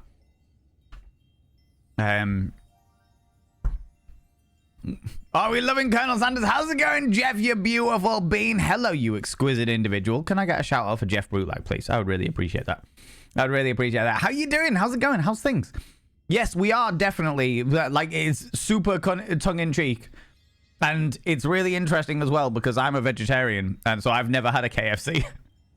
So this is next level for me. Absolutely next level for me. So yeah, it's good fun. It's good fun, apart from the itchy nose, you know? Mr. and Mrs. Crafting, I love the idea of a 7-person thingy. People, go check out Jeff. Jeff is a glorious, glorious human being. Ooh, you've been playing some Chrono Trigger. How are you enjoying it?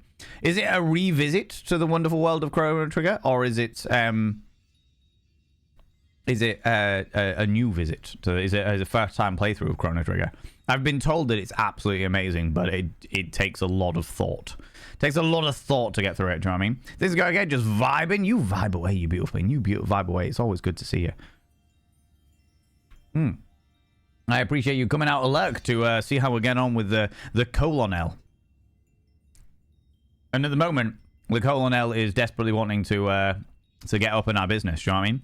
Just finished Chrono Trigger for the first time ever. Oh, wow. And you loved it? That's great. That's what we love to see. That's what we love to see. I love it when you play a game that is like a fan favorite of people in the community or what have you. And it ends up being one that you also love.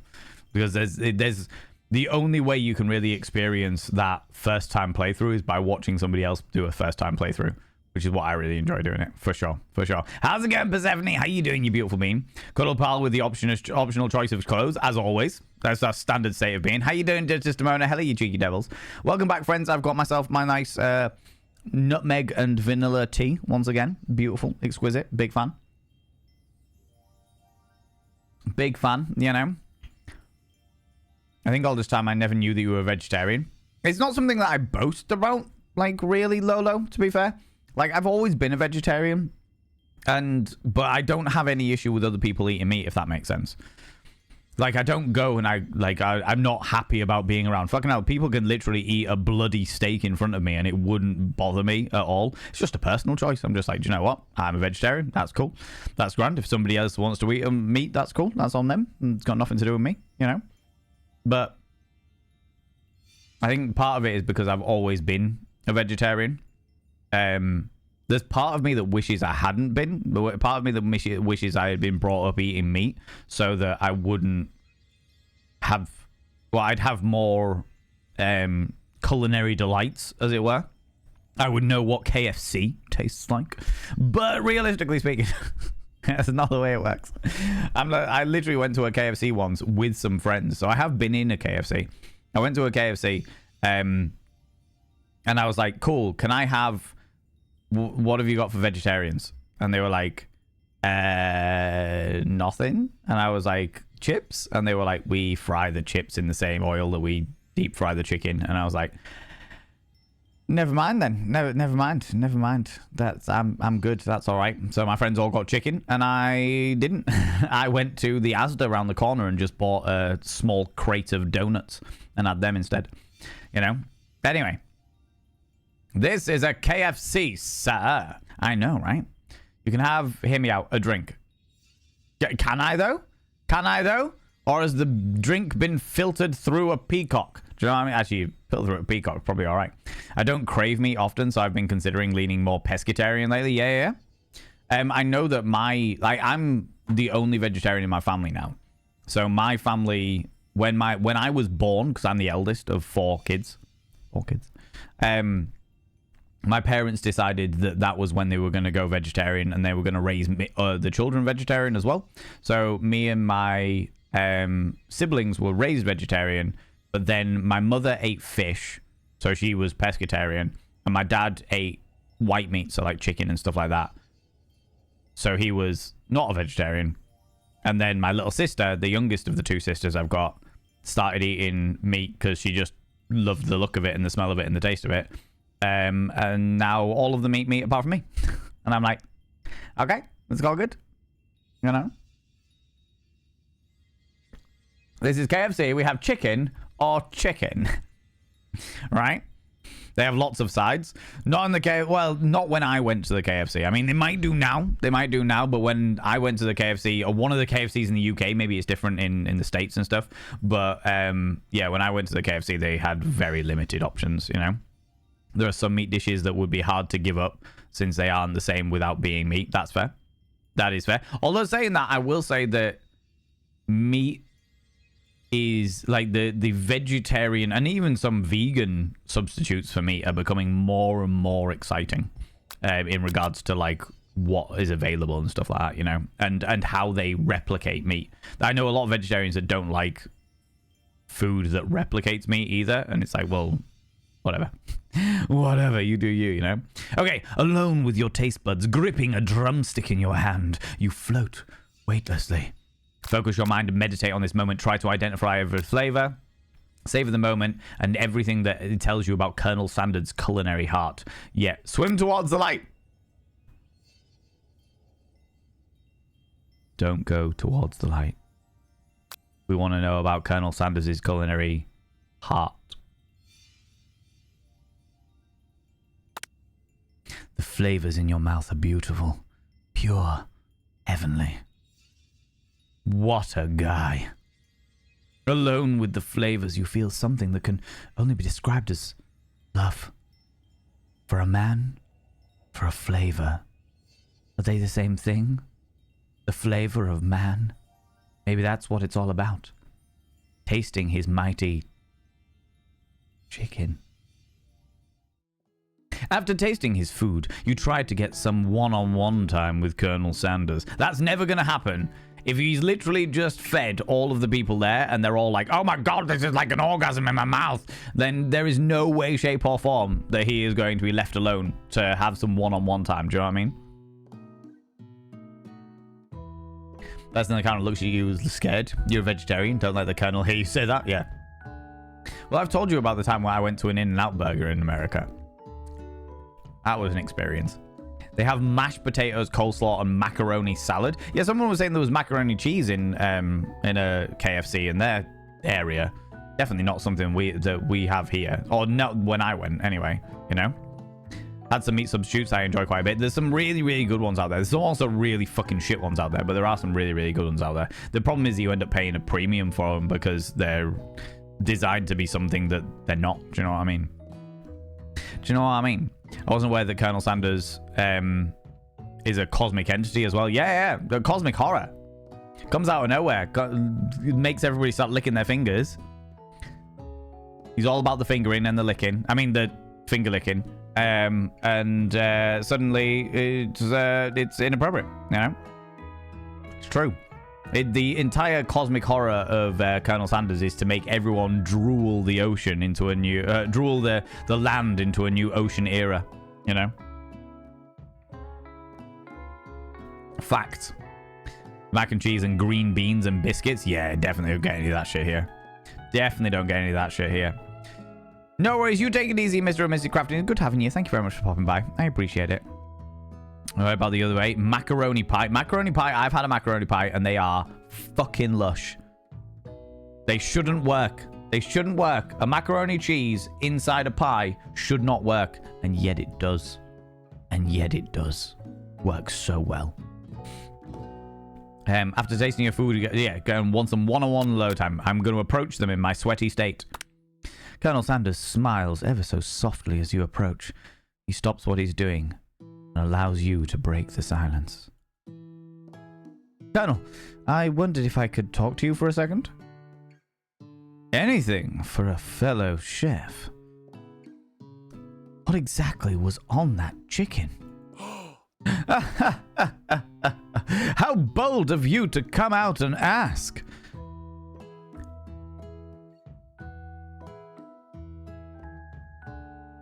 What is this? What the fuck is on his rod? What mighty cock has he got placed upon the end of his stave? Are we going to see him naked? Probably not, because this game was officially like commissioned by KFC. This isn't like a parody game. This was officially commissioned by KFC. Yeah, look at it. Look at that mighty cock. What a mighty cock it is too. I love how he wields his mighty cock. It points the direction that he intends to go. What a mighty person he must be. Oh, with pride. With pride. It's a cock rod, obviously. It's his cock rod. Oh, how I love looking at his chicken giblets. It's an idea that I had for a new combination of flavors that will make me my fortune and establish my legacy for all time as I open a chain of highly successful fried chicken restaurants. No big deal.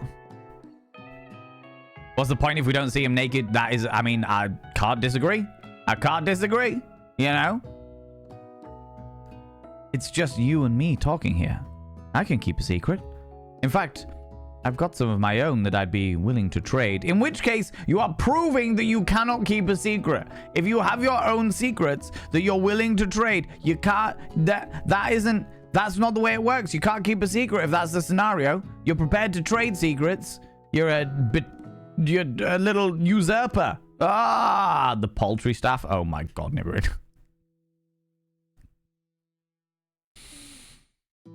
That would be really, really unnerving if KFC were actually staffed by other chickens. They were staffed by other chickens. Excuse me. And they were just frying their friends. You've fallen under service. Jeff, the chicken. You've had too many disciplinaries. Quick, get in the fryer.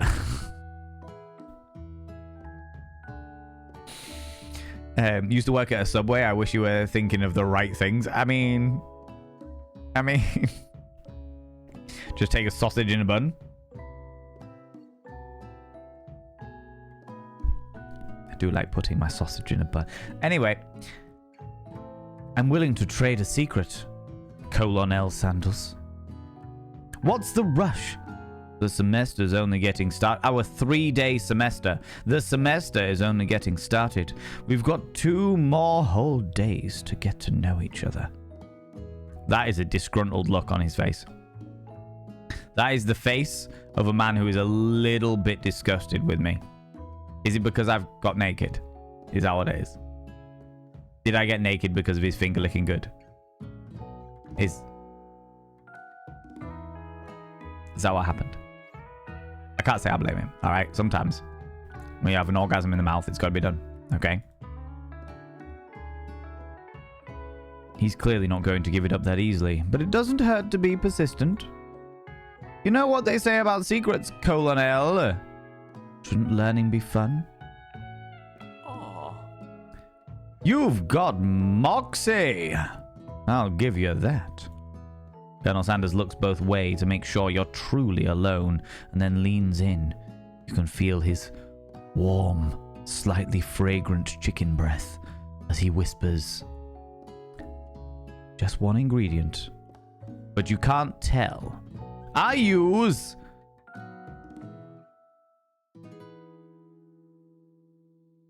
It's something my great-grandmother taught me.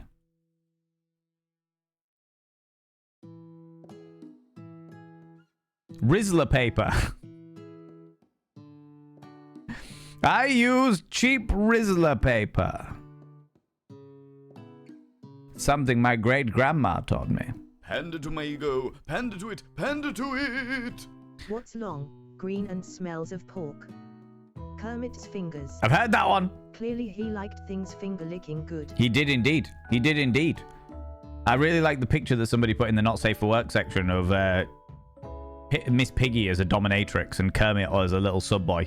I thought that was fucking hilarious. I like that. I like that a lot.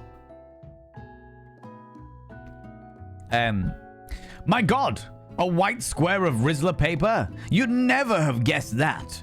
In fact, I'm not sure you're even where you'd get some if you searched. How would you ever know?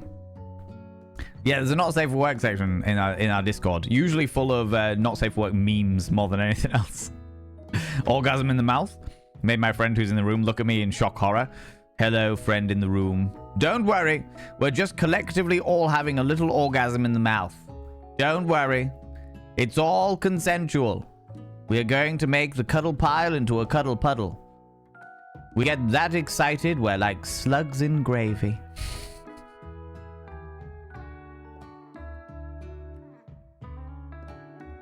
I am evidently in a very sussy mood tonight. That is a thing. She looks horrified. Good. Good. Ah, amazing. This makes me happy. This makes me happy. My God, you never searched for Rizzler paper? While you're wrapped up in that huge revelation, you notice that Colonel Sanders has disappeared. While everyone else is still in the cafeteria, you decide to look for him. Like slugs in gravy. Sometimes you just get very excitable, alright, Sir Didymus? Sometimes the excitement overtakes you and suddenly you feel like a slug in gravy, okay? That's just the way it works. You find Colonel Sanders outside, standing in the quad. Oh, it's you again. Howdy. Sometimes I like to come outside and look at the school buildings. I think about how my story will continue on after I've graduated. Sounds like you have big plans. I dare say the biggest. I will leave my mark on this world. You can bet on that. Alone together for the first time, you figure now is the perfect moment to show your personality to him. Is that what we're calling it? Just get it out here in the quad? Excuse me? I didn't realize we were that forward. Showing him my entire personality. He has strong arms. Hold me, daddy.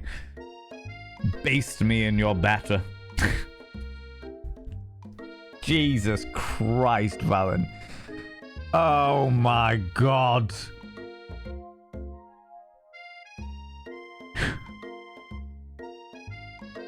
That's it, friends. This is the stream that I get banned. This is it. This is the stream I get fucking banned. Oh my god. Wow. Yeah, the manic mind is going too fast. The mouth can definitely not catch up. Neg him to show your own strength. Wow him with a big idea to add an additional ingredient to spice things up. Be modest, but thoughtful.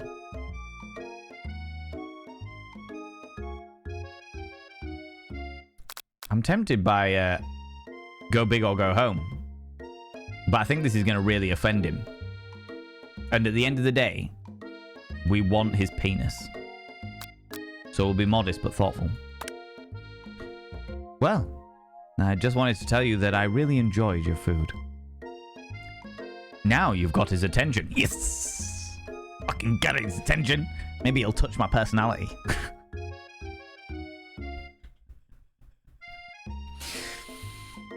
The flavors were complex but comforting. The interplay between salty, savory, and peppery was perfect. Almost like you jizzed in the bath.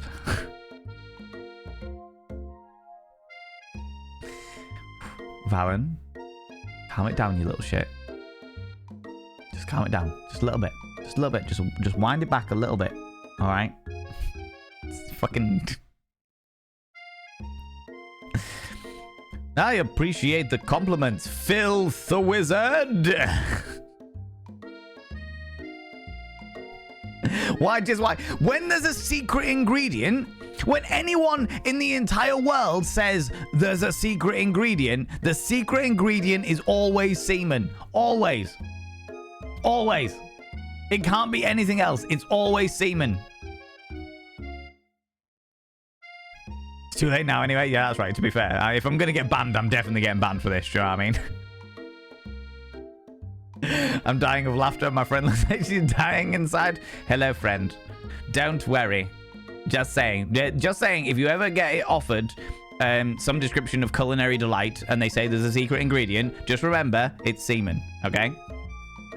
It's a secrete ingredient. Oh, looks. There's no secretion there. Shot like a fucking missile. Magic missile. My god. Okay, Mr. Streamer on Poppy's phone. Sounds good. Sounds good. Don't worry. Embrace life. Indulge it, right? I'm sure you'll be a big success. I know we've only met today, but I'm starting to get the same feeling about you. We should head back inside. The next lesson is starting soon. My god. Snot. Oh my god. Is the word cum banned? Definitely not. Definitely not. If I can talk about splooge cannons all the time, we're definitely not banning the word cum. Squirtle uses jizz splash. Well, that's what happens. Splash attack. You know. Yeah, what do you take us for? Was doing first aid cover at a festival many moons ago, and we had one very drunk lady who we gave one of the foil blankets to, as it was rather chilly, and she wrapped herself up and then declared, "I feel like a turkey based me." Quite a memorable moment. Yep, that would do it. That would do it. Feel like a turkey based me. Based me. Oh, I feel like a turkey. Don't know why she's from Yorkshire. I've got no idea. But from now on, she's from Yorkshire, all right? Hot, right? Mm-hmm. You step into the massive cooking arena where the afternoon lessons will take place. Each student gets an oven and all the tools and ingredients they could need. Look at this place. It's magnificent. Finally, we get to show our stuff. Wait a second. Oh no. We have to show our stuff.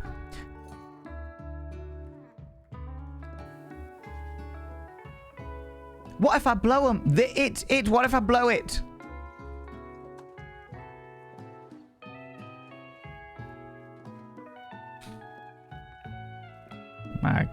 candles being angry again. You're not going to blow anything, much to the disappointment of many people here.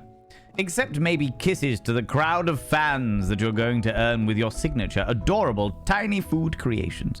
Tiny food. What if I blow him? Exactly, right? Add stuffing. Will you stop Miriam? I can't stop Miriam.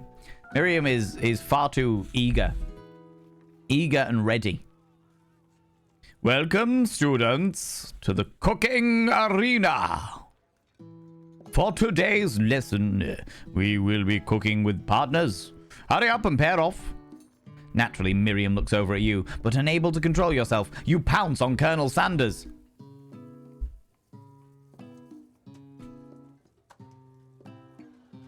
What happened to sisters before misters?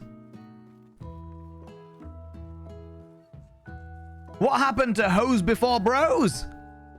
Excuse me? Look at that face. Look at this adorable face. The look of eagerness and happy-go-lucky natures. All right? Can the protag be a boy in this game? The protag has not had any gender assigned to them, to be fair. There is no gender assigned to them. They could be non-binary, they could be a boy, they could be a girl. Like, there is literally nothing about them that has been one way or another, you know? Sorry to disappoint you, Miriam, but I need some of that finger-licking good. Hey! L. Would you like to tackle this lesson as a team? A team of two. That is, me and you. If that wasn't clear, you know. You want to be my partner? Aww. Sure, filth wizard. I will prepare our station. Without you as a partner, Miriam is left standing all alone. Two different students quickly take notice. They better be good students. She better have some description of romantic interest in them. Which was the one? There was another one. There was another dude. Was it Pop? Did she find Pop cute?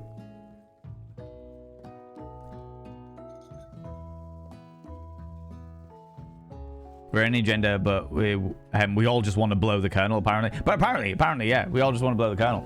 Apparently, that's the thing, you know. Hello, new partner. Oh, look, it's the internet from the 90s. Oh my, two potential partners. I'm so sorry, gentlemen. I just don't know who to choose. It looks like you have to pick for her. Friend duties can be a little awkward, but that's the price you pay for not being alone forever.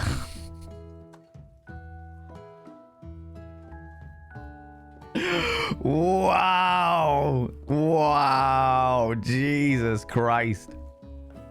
She finds me cute. Why, thank you, Miriam. Exactly. Do we get the fuckbot 5000? She was interested in Pop, though. She liked Pop, right? Who do you want to ask to be Miriam's partner? I think Pop's shit, though. As much as... She likes me. Go for me. Rock that robot. I feel like, weirdly, Clank will probably be a more... Like, in regards to grade, she's probably going to do better with Clank. Do you know what I mean? Whereas Pop doesn't even wash his hands before he starts cooking.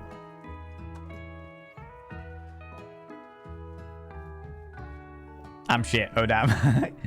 You could be great in the boudoir. Clank. Sorry, Pop, but I think Miriam will be partnering with Clank today. It's okay. I already ate. It's not entirely clear if Pop has any idea what the point of school even is at this juncture. See, we made the right decision. At least now she's going to get a decent grade. Clank is clearly excited to have some attention. He heats up and begins to roll backwards and forwards. All right. Jesus, calm it down, Clank. All right? We're in a place of education here. Hold on there, fella. We don't even know the assignment yet. Technically, Clank might not have a face. But there's something charming about... charming and earnest about him. He's a short king. He could well be. As long as he vibrates like a dishwasher, I'm sure we're fine, right? Tissue? I hardly know you. Clank judders and a panel shakes loose. You get the impression that this is a sign of affection. He really is. He really is the fucking oven from A Fine Day Out. You know the Wallace and Gromit movie? A Fine Day Out? He is that oven. Looks like you two will be fine. Now it's time to focus on your own cooking classwork. And when we say our own cooking classwork, we mean perv on our partner. All right, you two. For today's lesson, we're going to keep it simple. Pick a basic dish and divide up the steps. No chef is an island. It takes 2 flints to make a fire. Takes 2 to tango. The in-out hokey cokey. The horizontal tango. The cushion for the bushin'. Which dish do you suggest to your partner, Colonel Sanders? Steak tartare seems easy enough. It's fancy, and you don't even need to cook it. Using octopus will blow Colonel Sanders' mind. Your grandmother's mashed potato and gravy. I feel like this one is going to be the way forward, because Colonel Sanders enjoys grandmama's. Said it earlier. That's right. Let's shake it all about. Exactly. Sometimes you got to do it. All right. Operation Blow Sanders continues. Exactly. Got to mash some taters and let him taste my gravy.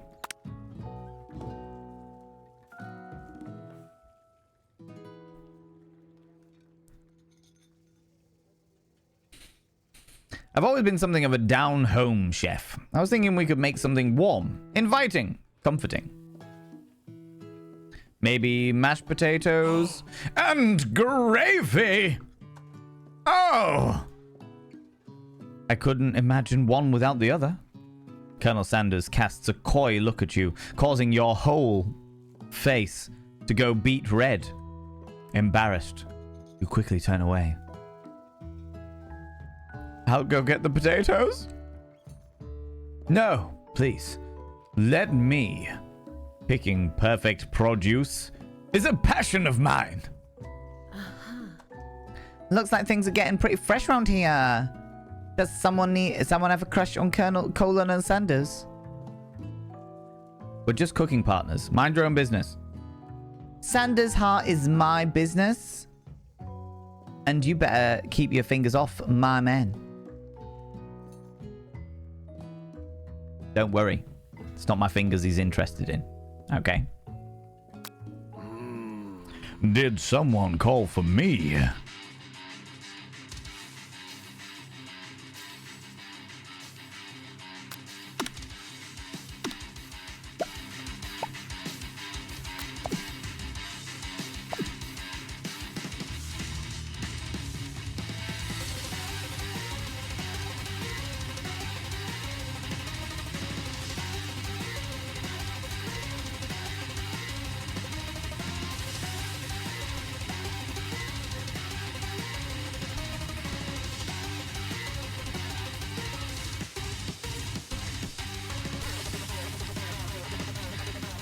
Did someone call for me? No, geez, Van. While I'm over here crushing filth wizard's dreams, you're supposed to be taking care of our classwork. That was the deal, remember? Colonel Sanders returns, arms full of peeled potatoes. He tosses them into the boiling water and turns his attention to you and your old friends. You hate that you find Ashley attractive? I don't hate the music, right? Spilled my tea, I got so excited about the music.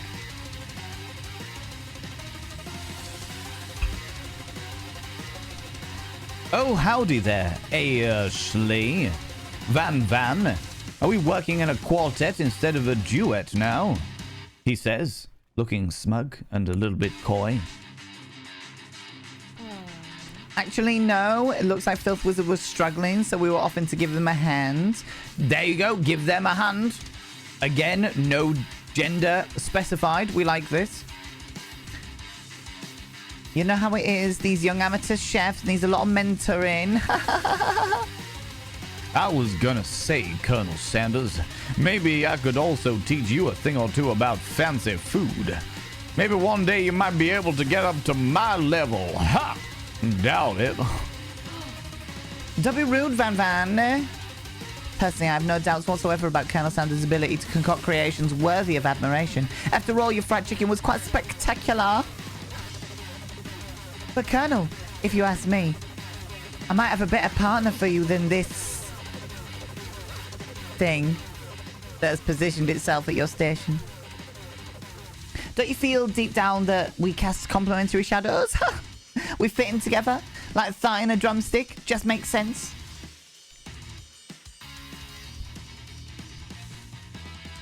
What about a thigh and a breast?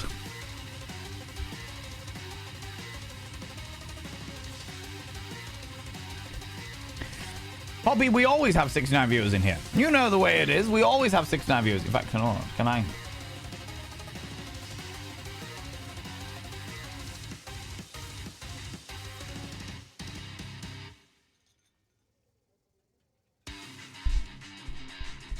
Now I am Colonel Sanders. How's it going, Mayor? Welcome back. Exactly, a wing and a breast. Oh. Nothing about this makes any sense. But one thing is clear. She's coming. They're just cleaning each other. They are just cleaning each other. Calm yourself. They're just cleaning each other. Good Lord, Stupedia. Thank you very much for the 69. Nothing about this makes sense, but one thing is clear. She's coming for the Colonel if you don't watch out. Ashley is really going at you hard. You need to ask for some backup here before things get ugly. Turn to Colonel Sanders, hunk of hunks in your time of need. Turn to Miriam, your forever bestie who always has your back. Turn to Colonel Sanders. Miriam is too busy enjoying the machine goodness. I'm here to learn and to express myself via my cuisine and not bicker with prima donnas.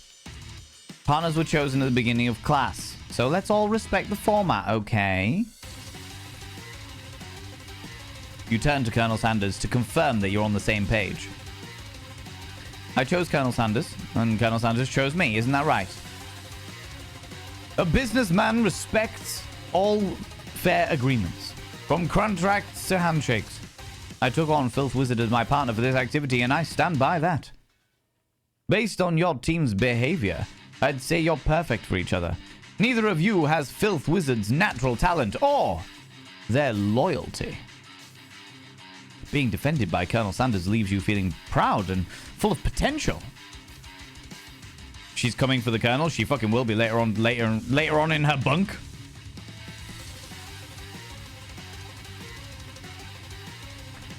She'll be having a wild time. Oh my god, I need to show you something, friends. Can I show you it? Oh, that's a good question. While we've got this funky music on.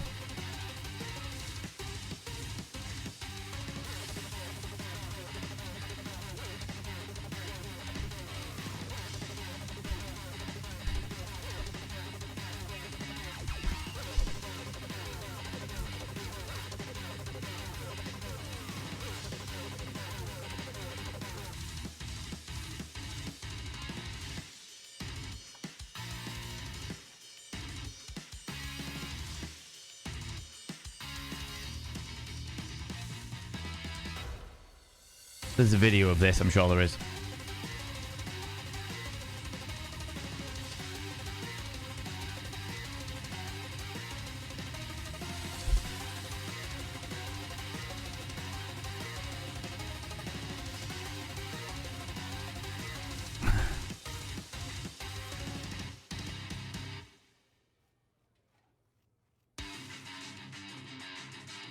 Okay.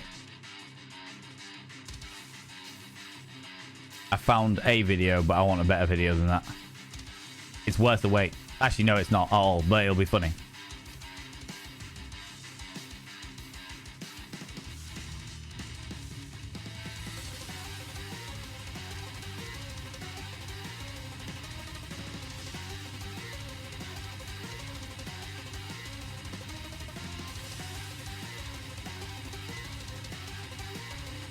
Okay, this is an alright video of it.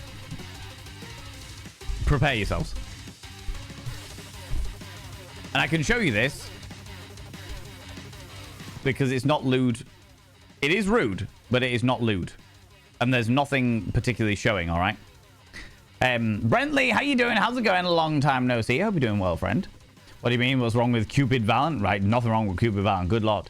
True story. Once, when I was queuing in the staff cafeteria, the guy in front of me looked at the tray of grilled chicken pieces on offer and complained to the waitress, "You have chicken legs but no breasts." And she looked up at him down and said, "Well, I'm 63. Oh my god, amazing. I love that. The Cupid thing. Oh yeah, the Cupid thing. It is very unnerving, to say the least. But it is, at the same time, also brilliant. You know what I mean? If that little bastard came in the middle of the night, I'd shoot it with an arrow. It would freak out. Oh, yeah, definitely. So this, friends, is muted and obviously has another person in there as well. But look at this delightful KFC that somebody has got. Oh, that seems like a very interesting heavy top that's going on there. Just, oh. Very unusual looking KFC tub that they have going on there. What? How interesting. What could be? Oh. Yep. Yeah. Yeah.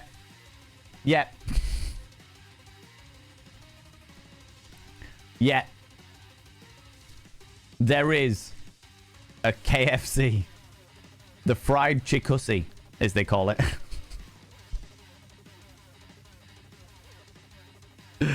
Love it.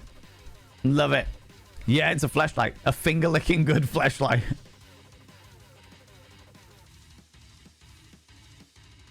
Oh, amazing. Anyway, where were we?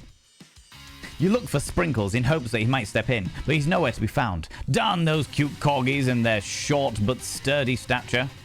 The music's getting a little bit loud. You look down at your station and realize that the tension of the moment, your hands have been cooking on autopilot. Distracted by the drama, you've already crushed the boiled potatoes into a perfect creamy mash texture, with plenty of butter and cream for flavor.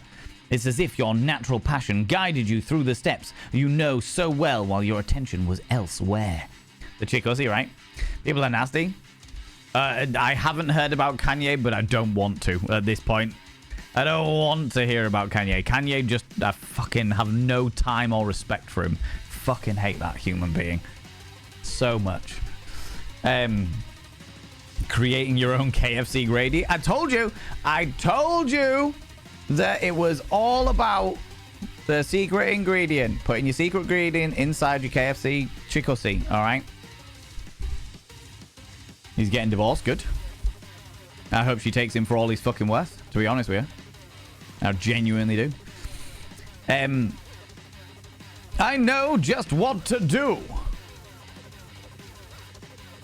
Colonel Sanders extends his hand. He is holding a beautiful white porcelain gravy boat, out of which pours a smooth, brown gravy, smothering your nearly finished potato dish. Gravy flows down the mound of potato. The results look spectacular. Granny would be very proud.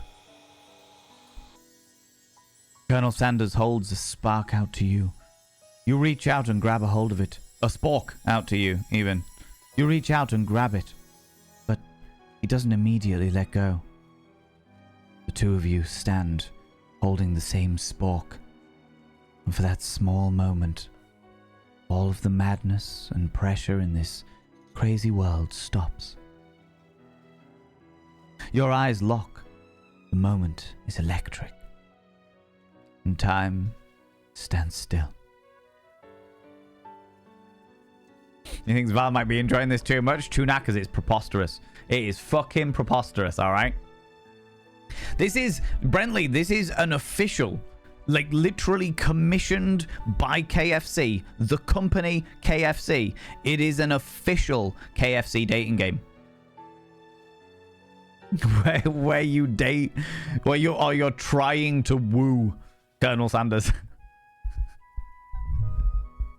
He needs some fried sausage. By the time I'm finished, it'll be a battered sausage.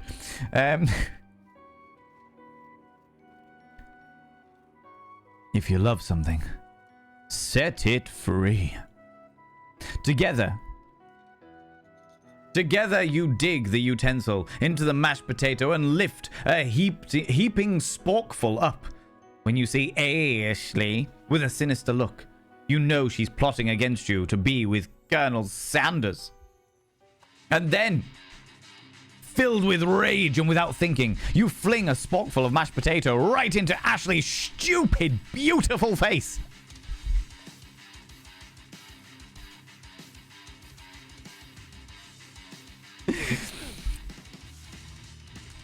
No KFC kitchen is that clean. Trying to wrap my mind around why anybody would be in love with the chicken guy. Why not? Why not? I suppose, you know. He's the man that invented the empire.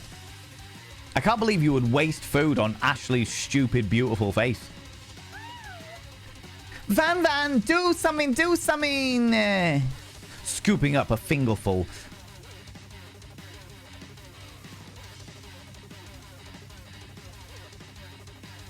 Van tastes the dripping mashed potato and gravy and realizes that it's delicious.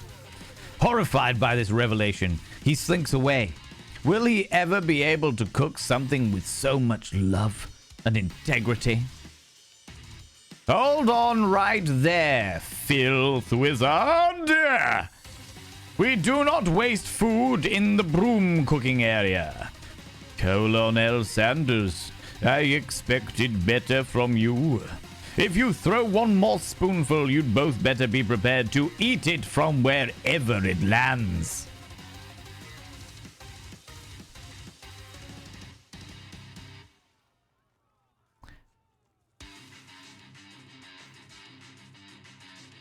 Wherever it lands? I am very good with my spork aim, alright? Can I have the potato face? No. Pop. God. Van rushes back over, covering a covered dish in his hand.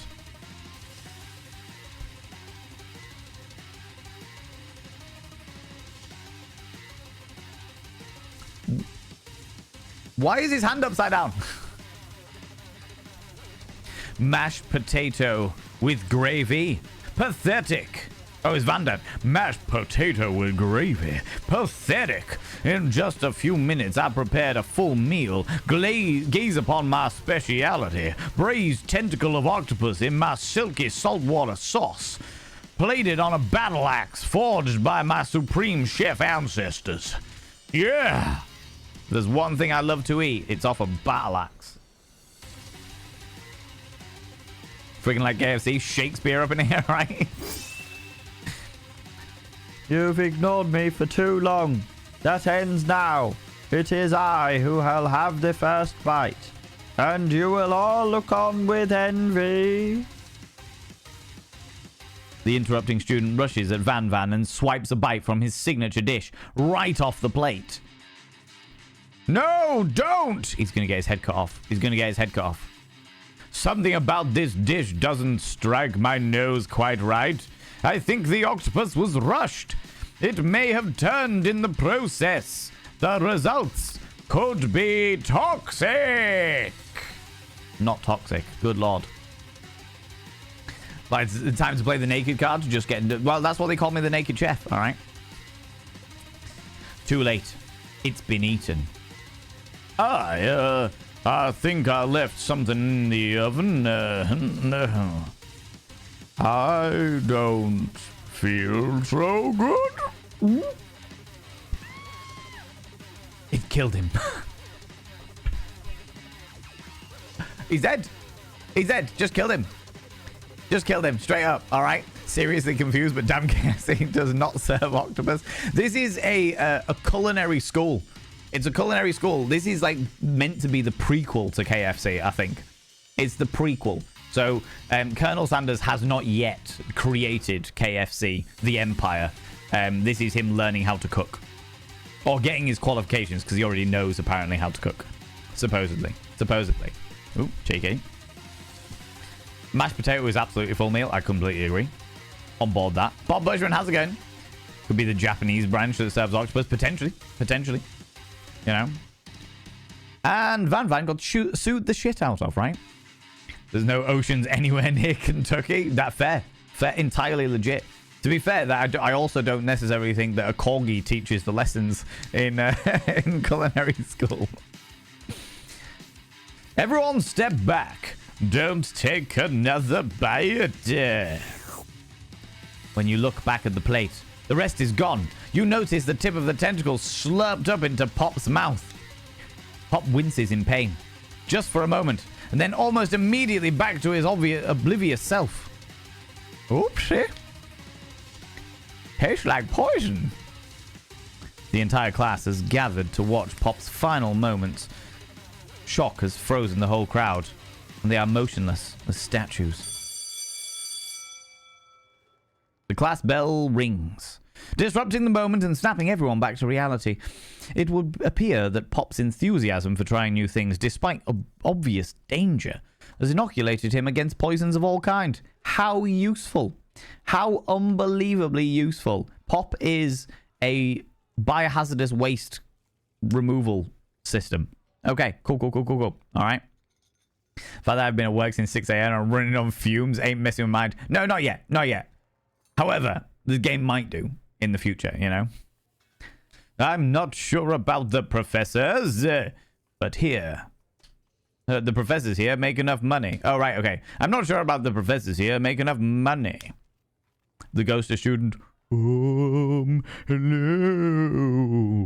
I just turned into a ghost over here. You did? Freaky deaky. Seeing that you're shaken up by that really annoying student and all of his nonsense, Colonel Sanders approaches you. I'm sorry you had to go through that. Please, let me walk you home. What? Like, for real? Oh, come on. You follow Colonel Sanders out of the room. Maybe he'll walk me home and I can invite him in for a cup of coffee. I like my colonels like I like my coffee, with a spork in them. Anyway, at night the school building has taken on another vibe entirely. It's dark, more than a little spooky. Colonel Sanders stands in the quad's neon glow and speaks softly. Those mashed potatoes you made in class today. Before you go on, I want you to know they're not a great representation of my skills. I didn't even realize I was making them. They were amazing.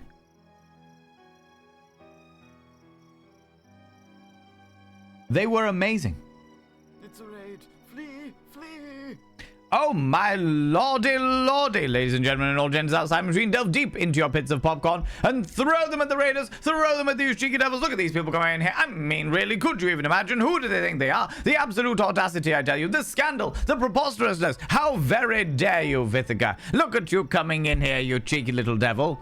How's it going, you beautiful being? Monty, that's enough, Monty. How's it going, you glorious individual? We've got some popcorn chicken going on here. Are we good? We're good. Good. Get rid of all this, please. Thank you. Just come on. Get. There we go. How's it going, Vithika? How you doing? Thank you very much for, excuse me. Thank you very much for bringing all your beautiful people in here. We need to see you play this. It is preposterous. We've just got to the end of the first day, and it's ridiculous. And I am filth tonight. I'll warn you all. Warn you all now. Filth. Absolute filth. Potentially going to get banned from Twitch. Filth that is going on right now. All right. How's it going, you beautiful beans? Friends, if you're new here, 2 things you need to know about this channel. 1, you're not allowed to apologize. Faux pas, individuals. Faux pas. Instead of saying sorry, try saying thank you. Instead of saying sorry, I'm late, say thanks for waiting. Instead of saying sorry, I'm such a burden, say thanks for being there for me. It'll make you a much more positive individual. 2, if you're under the age of 18, I have to ask you to leave. I've got to ask you to leave, for I am a colossal filth wizard, and I don't want to be corrupting the ears of the young. It's not what I'm about. No, no, no, no, no, you cheeky devils, all right? Cupid Valen doesn't shoot any of the raiders, I know, right? This was commissioned by Eris Ptolemy and made by Abby Stabby Art. But yeah, you were playing some Dead by Daylight. How was it? Was it great? Was it wonderful? Was it spectacular? All of the filth, moist filth. Well, we have been indulging in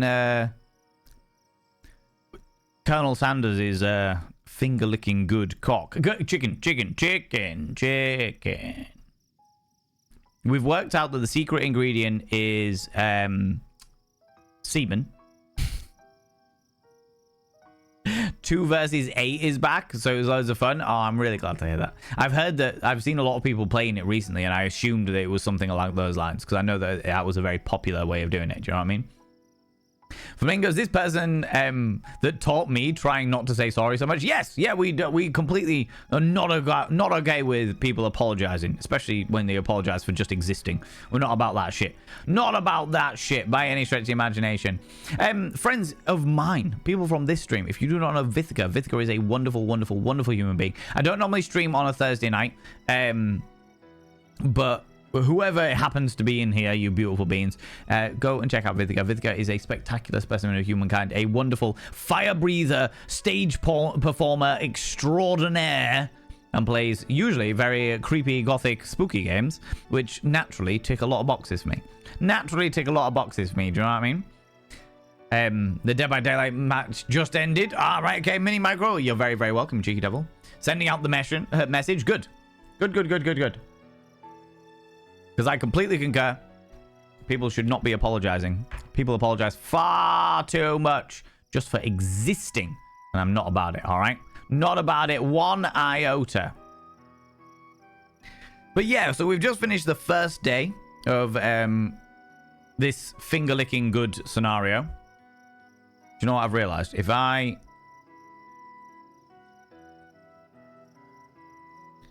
move us down a little bit,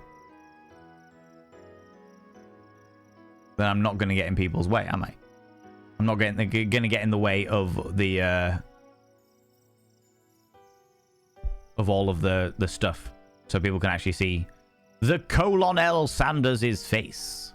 You know, doing 3 days of a fashion show at the fire at the Belgian Eroticon starting tomorrow. Oh wow! I was looking at that last year and I was thinking about getting tickets and never did. Fuck. I hope you have a phenomenal time. I hope you have an absolutely amazing time, Vithika. I really do. I really, really do. Fine, Valen, leave your face on top of Colonel Sanders. Look, we've got to look at his unscrupulous face and the peculiar features that he has. All right? Tasting them reminded me why I became so passionate about food to begin with. For Raiders, I'm not going to give you any context, all right? You've just got to imagine what it might be that Colonel Sanders has tasted that has reminded him about why he became so passionate about food. Is it sausage? Is it clam? A delightful peach? A rather large aubergine? The choice is yours. Colonel Sanders is getting choked up. Cooking is obviously important to him in a way that you find inspiring. Now might be the perfect time to tell him that you're developing feelings for him. Colonel Sanders, I know we've only met several hours ago, but there is a good possibility I want to become your finger-licking good compatriot. Yes, filth wizard. There's something I need to tell you. We only have 3 days in this semester and day 1 is already over. I want you to fill my bucket with your cock. Chicken. I want to feel its batter inside.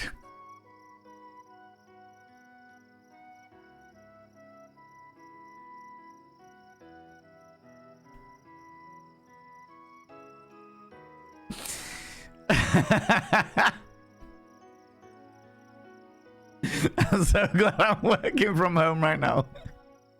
Going full broke back, yeah. It's fine, we all do this sometimes. Wouldn't be a doofus if you were boring. No, definitely not a doofus at all. At all. The Colonel's bucket got a hole underneath. I mean, it might well do. It might well do, Tunakers. I just want him to fill mine. Do you know what I mean? My friend has now left the room. I am glad that we have caused that level of disturbing shit going on. Oh my god. Exactly. Give me a hefty helping of your 7 herbs and inches. This is so wrong, isn't it? There's something I need to tell you. Hold it right there. There's something I need to tell you first. Oh, jeez. You see, when I was just a boy, I had a dream that one day I would be the greatest chef in the world has ever seen. And every day since, I've been working towards that dream. Day and night, never stopping, never resting, also lifting a lot of weights, like so many weights. We should follow our dreams with all of our hearts. So that our souls may grant them, like wishes floating on a shooting star. Hey, no, you. Shut up. I'm the one who's here to say the inspirational stuff and be the star of the story. Are we forgetting that your cooking literally killed a guy? Literally. That occurred. Do you know what I mean? When I was a young boy, I was surprised that you're not dressed as him, to be honest. Vithika, this was a very last minute thing. Today was meant to be VALEN-tines stream, which is where I normally date the community, but I've been in such a weird headspace all day that I was just like, do you know what? I can't bring myself to do that. I can't bring myself to do the whole Valentine's thing because, you know what, like, everyone has bad days, and unfortunately today was one of mine. But I still wanted to stream. And I was like, let's play a dating game. Let's do a dating game. This is a dating game I've got. It should only take a couple of hours. Naturally, it's definitely taken us longer than a couple of hours because I get distracted. We're only at the end of first fucking day. Do you know what I mean? But, you know. You can prove that. I also saw you kill that guy. What was his name? Student. Somewhere in the distance, you hear a long, sad sigh.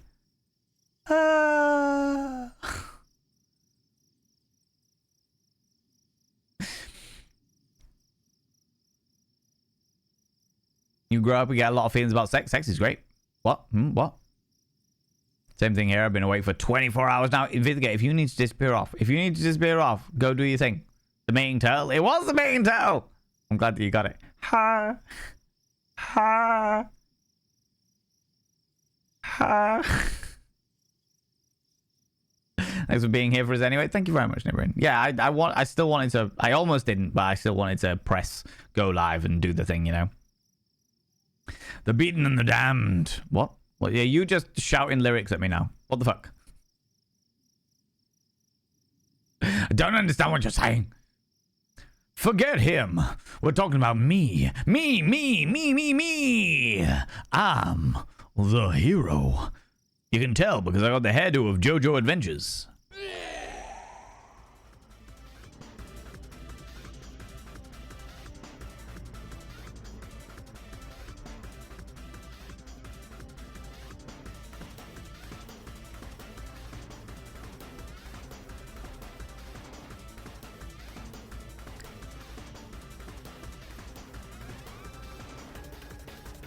What?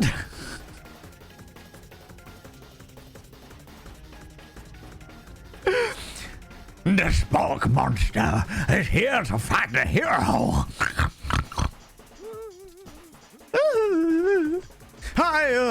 I think I left the fridge door open. Later, nerds. How dare you threaten me? I was just letting down my guard and connecting with another chef on an emotional level. Be afraid. Be very afraid of me, because I'm a monster, see? Is he rhyming on purpose, or is that just is that just a coincidence? But before you can discuss syntax any further, it's a turn-based fight sequence. What will you do? Of course. There's got a little sprinkling of Final Fantasy in here. I'm going to attack him. You decide to go on the attack. Which attack will you use? Cook with love.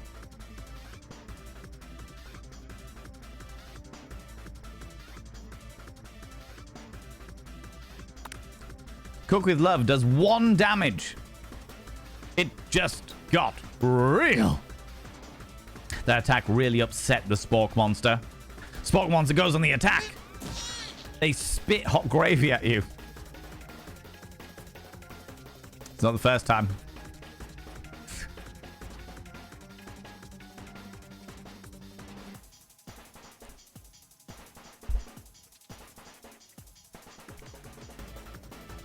You take 1 damage. I'm going to defend. You decide to defend. Which defense will you use? Trepidation. You continue to stay back and endure whatever comes your way. Seems like a pretty weird strategy, but okay, sure, you do you. The Spork Monsters focuses their mashed mind and draws in the energy from Mother Earth itself. They grow larger and more intimidating. How will you respond? I'll attack them. You decide to go on the attack. Cook with love. Cook with love does 1 damage. The Spork Monster is no quitter. Buffed up and ready to rumble. They go on the attack once again. Fucking hell. The Spork Monster uses Utilitensile. You take 2 damage from the attack. Fuck, the bastard. If you take much more damage, you're not going to survive the battle. Fuck it. Best defense is a good offense, right? Go on the attack. Cook with love. Spot 1 says, oozing cheese sauce onto the lawn of the quad. I wonder who is going to have to clean that up. Feeling vulnerable, Spork Monster prepares for its ultimate attack. Rounded Edge. Oh. Colonel Sanders is wielding his cock rod again. I love it when he flaps that thing around, you know. He commands that cock rod with such imposing power. Do you know what I mean? Like he's got real control of the situation, you know. Don't know what it is. Just the way he's flapping that cock rod all over the place. Vile villain, your reign of terror stops here. Colonel Sanders summons the energy of 1,000 chickens. Of course he does. Pot pie power pinch.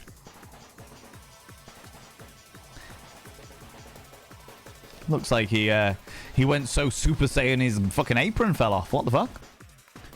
It does 10 damage, not 10 whole damage. Good lord. My cooking with love could do fuck all. The Spork Monster is defeated. You saved me. An injured Spork Monster spews steam into the night. Forget mercy. Finish him. We're going to spare the wretched beast because I want to see if we can become friends with the Spork Monster. You manage to tamp down in your disgust at the sight of this gnarly beast long enough to realize that he's still a living creature with a pure soul who deserves your pity, not your wrath. Begone, beast, and do not dare come back for a follow-up encounter tomorrow. Oh my lordy, ladies and gentlemen, and all genders outside and between.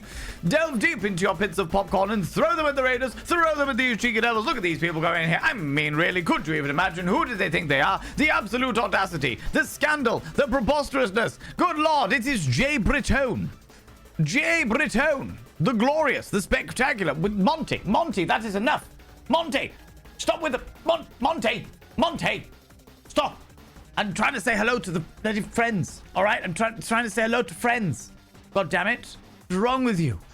Jay, I know that you will need to disappear off pretty sharpish, as I know. If I remember correctly, you've got your Kitty Winkles tomorrow, I believe. If I remember correctly, he's got them for the weekend and what have you.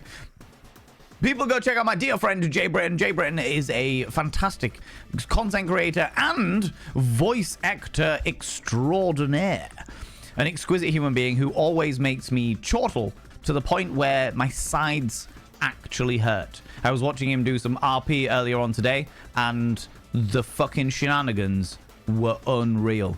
But he loves games like Black Myth Wukong. He loves those hard games, like the Dark Souls games and the Bloodborne games and the Darkborn games and the Black Myth Bloodborne games and all of those things. So if you enjoy somebody getting extremely amused at how frustrated they get, you will enjoy Jay Britton. Also, his myriad of voices is fucking exquisite, I have to say. How's it going, Where's Off? Welcome in on all you beautiful individuals. Friends, if you're new here, 2 things you need to know about this channel. 1, you're not allowed to apologize. Faux pas, individuals, faux pas. Instead of saying sorry, try saying thank you. Instead of saying sorry, I'm late, say thanks for waiting. Instead of saying sorry, I'm such a burden, say thanks for being there for me. It'll make you a much more positive individual. 2, if you're under the age of 18, I have to ask you to leave. I've got to ask you to leave, for I am a colossal filth wizard, and today is particularly unhinged. Alright? Because today we are doing VALEN-tines Day. It's the VALEN-tines stream. However, instead of our usual thing of like dating the community, we decided to play the I Love You, Colonel Sanders, the finger licking good dating game, which is an official KFC dating game where you need to woo Colonel Sanders, and it's filth. And when I say it's filth, I mean, it's kind of got a bit of innuendo in there, but we are making it real filthy. So if you're not good with filth, I mean, why were you in J stream? But if you're not good with filth, now is not. Yeah, we are making. We collectively are making it. Like, for example, this little spork monster here has just sprayed his gravy all over us. You know. And then Colonel Sanders has, as you can see, is wielding his cock rod in a very dominating manner, and got the spork monster all hot and steamy. You know. If I hear the word batter one more time from Valen's mouth, it's definitely going to happen. It's how else do you get it finger licking good? All right, Poppy darling. Okay. I won't forget this, and I certainly won't be back. Like you said. The spork monster scuttles off into the night. The defeated monster left behind a special item. A used condom. It appears to be the first. It appears at first to be a cookbook, but upon closer inspection, it's so much more. It's a book of magic spells with a golden chicken on the cover. You open the cover and find a library card tucked inside. The last name signed out as Borko. Could that be the lecturer, Professor Dog? Borko. That name sounds strangely familiar. How's it going, Dr. Grilled Cheesington? How you doing, you beautiful bean? Welcome on in.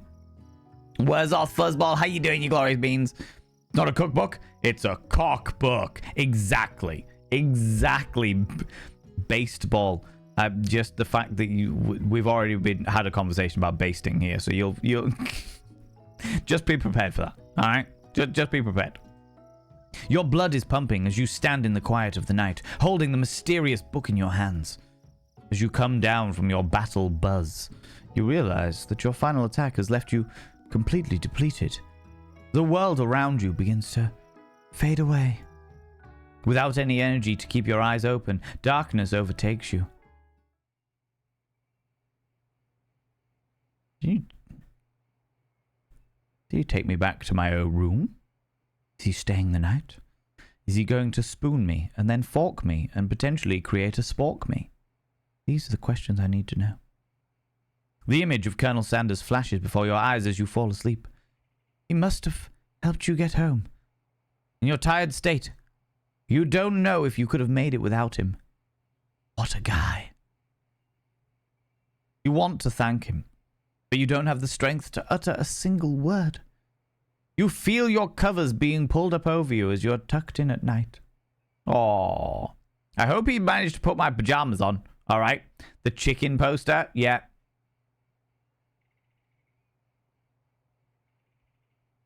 That's from a fucking fight.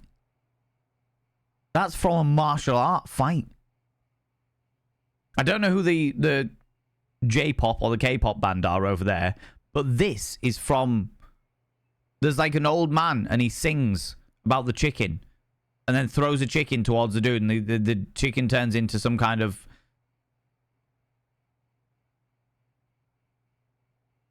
Kung Fu martial art person, right? Am I just going completely insane here? Has sanity just left my fucking brain? Or am I completely correct in this? I'm sure it is. I'm sure it is. Good night, my colonel. That video exists. That video exists. That video exists. That video exists. I think you know what I mean. Yeah, I was about to say it definitely is a thing. I'm sure it was, right?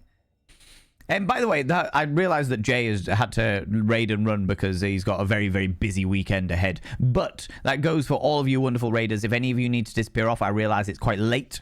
If any of you need to disappear off, please go do so. Please look after yourselves. Please do what you need to do to look after yourselves. As much as I am having absolute chaos and shenanigans here, I understand that it is late. So please look after yourselves, you know, it is a possibility, right? Looks like the chicken is doing the crane pose from the Karate Kid. Might well be. Might well be. I'm sure it's like a specifically thing. Have we rimmed the chicken lord yet? I mean... in the process, we've been covered in gravy. A monster sprayed its gravy all over us. We have managed to... well, propose finger-licking shenanigans to colon L sandals, right? Love gravy. There's a lot of... There was mash and gravy and sporks. Lots of sporks going on here. Lots of sporks. Also, how's it going, Clash Junk? Did you win? Did you win, friend? In your dream, you're together with colon L sandals. Colon L sandals. Colon L Sanders. Yeah. That's the one. Colon L sandals. For some reason, Sprinkles is also there. Instructing your love.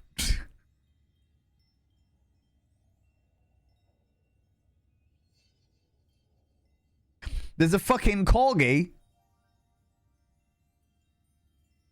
There's a corgi in your dream being like, no, no, no. Use more lube. Use more lube.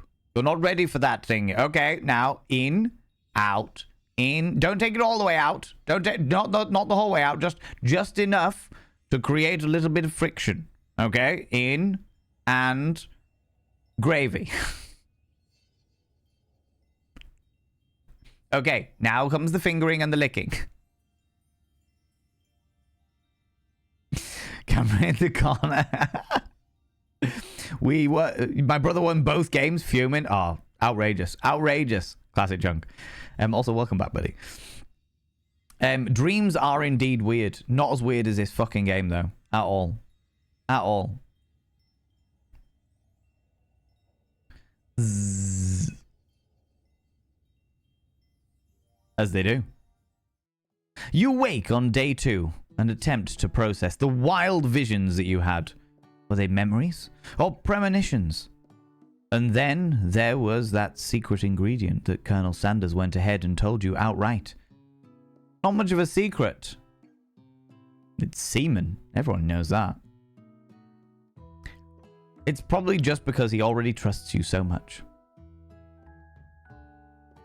Sure, that makes sense. We'll go with that. Yeah. You meet up with your bestie in front of the school. Before you can tell her about the encounter with the spork monster, she launches into a story of her own. Okay, so this might sound a little strange, but I think I might be, I think I might like Clank. Is it because Clank vibrates with the speed of a dishwasher? Like him? Like him? Like? I know, it sounds like it's moving too fast, but there's something about him. I like him. I like him, you know? Well, I mean, it's only a 3-day semester. You may as well get your rocks off, love. You may as well get your rocks off. Go for it. We got talking after class, and he's actually a totally sweet guy. Not only that, but he's really smart. He told me all kinds of stories about Colonel Sanders. Tell me more. Lurk away, Zooty Booty. Did you know that Colonel Sanders was the most popular kid in high school? No, but that does make complete sense. Yeah, but he was so popular that he was voted prom king at the school and he didn't even go to it. He was voted prom king at a school that he didn't even go to, and was also the convertible that he himself rode in at the front of the homecoming bride. He was a convertible? What? I'm thinking maybe something got lost in the pressure cooker language translation there. Either way, maybe it'd be best if you took it slow with this new boy, like I am with Colonel Sanders.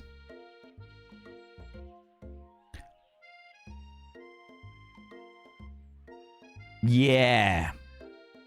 Slow. Uh-huh. That's what we're doing. You and Colonel Sanders?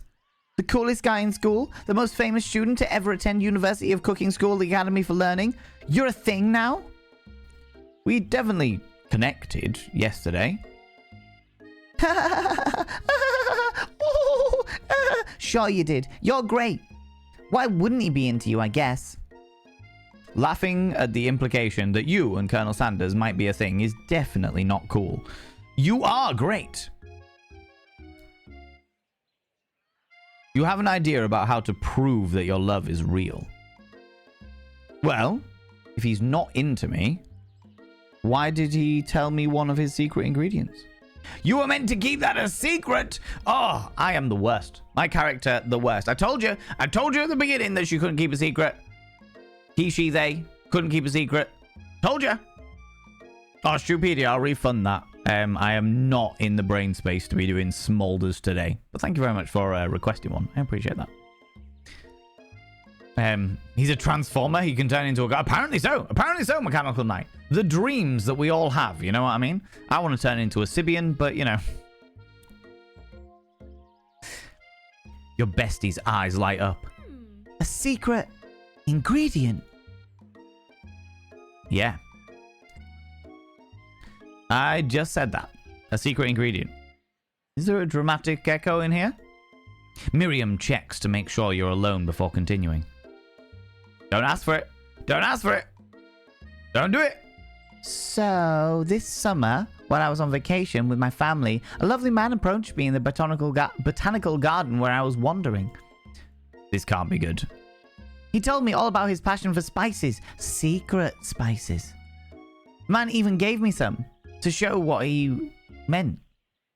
He said that it was a powder created from super duper rare dried flower petals, and if I did him a big favor, I could have some of my own. Please, Miriam, don't tell me. So I filled my suitcase with them and brought them home.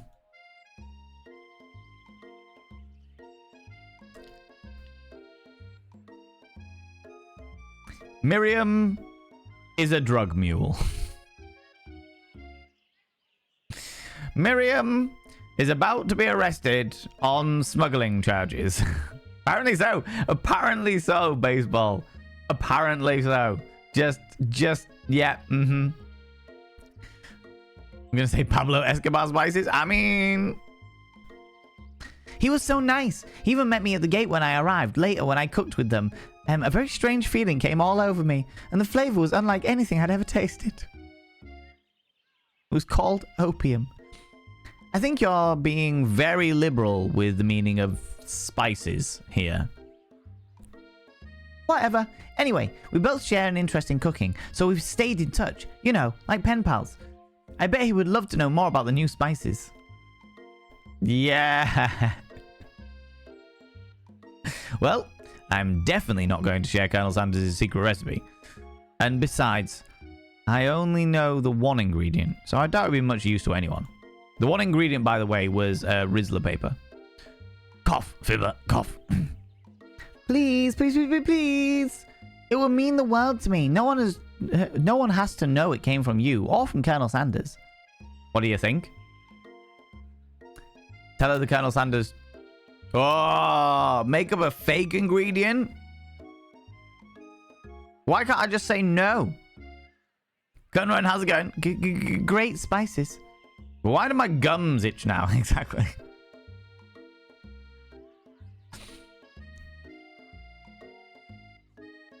Did the voice and everything? Oh, lordy. The fake ingredient. I'm not going to... This is the thing. I'm not going to betray somebody's trust, no matter who they are. I'm not going to betray their trust. But I don't want to lie to her either. Tell her the ingredient Colonel Sanders told you. Make up a fake ingredient. I can't do that. I can't. No. I'd just be like, no, it's a secret. He told me in confidence. I am not doing that. Doesn't matter how many tears you got going on here, lover girl. You quickly think of a fake ingredient name. I don't know. How about... It was the Eye of Newt. I know. Sounds like some kind of witch potion, but what can you do? Eye of Newt. Wow.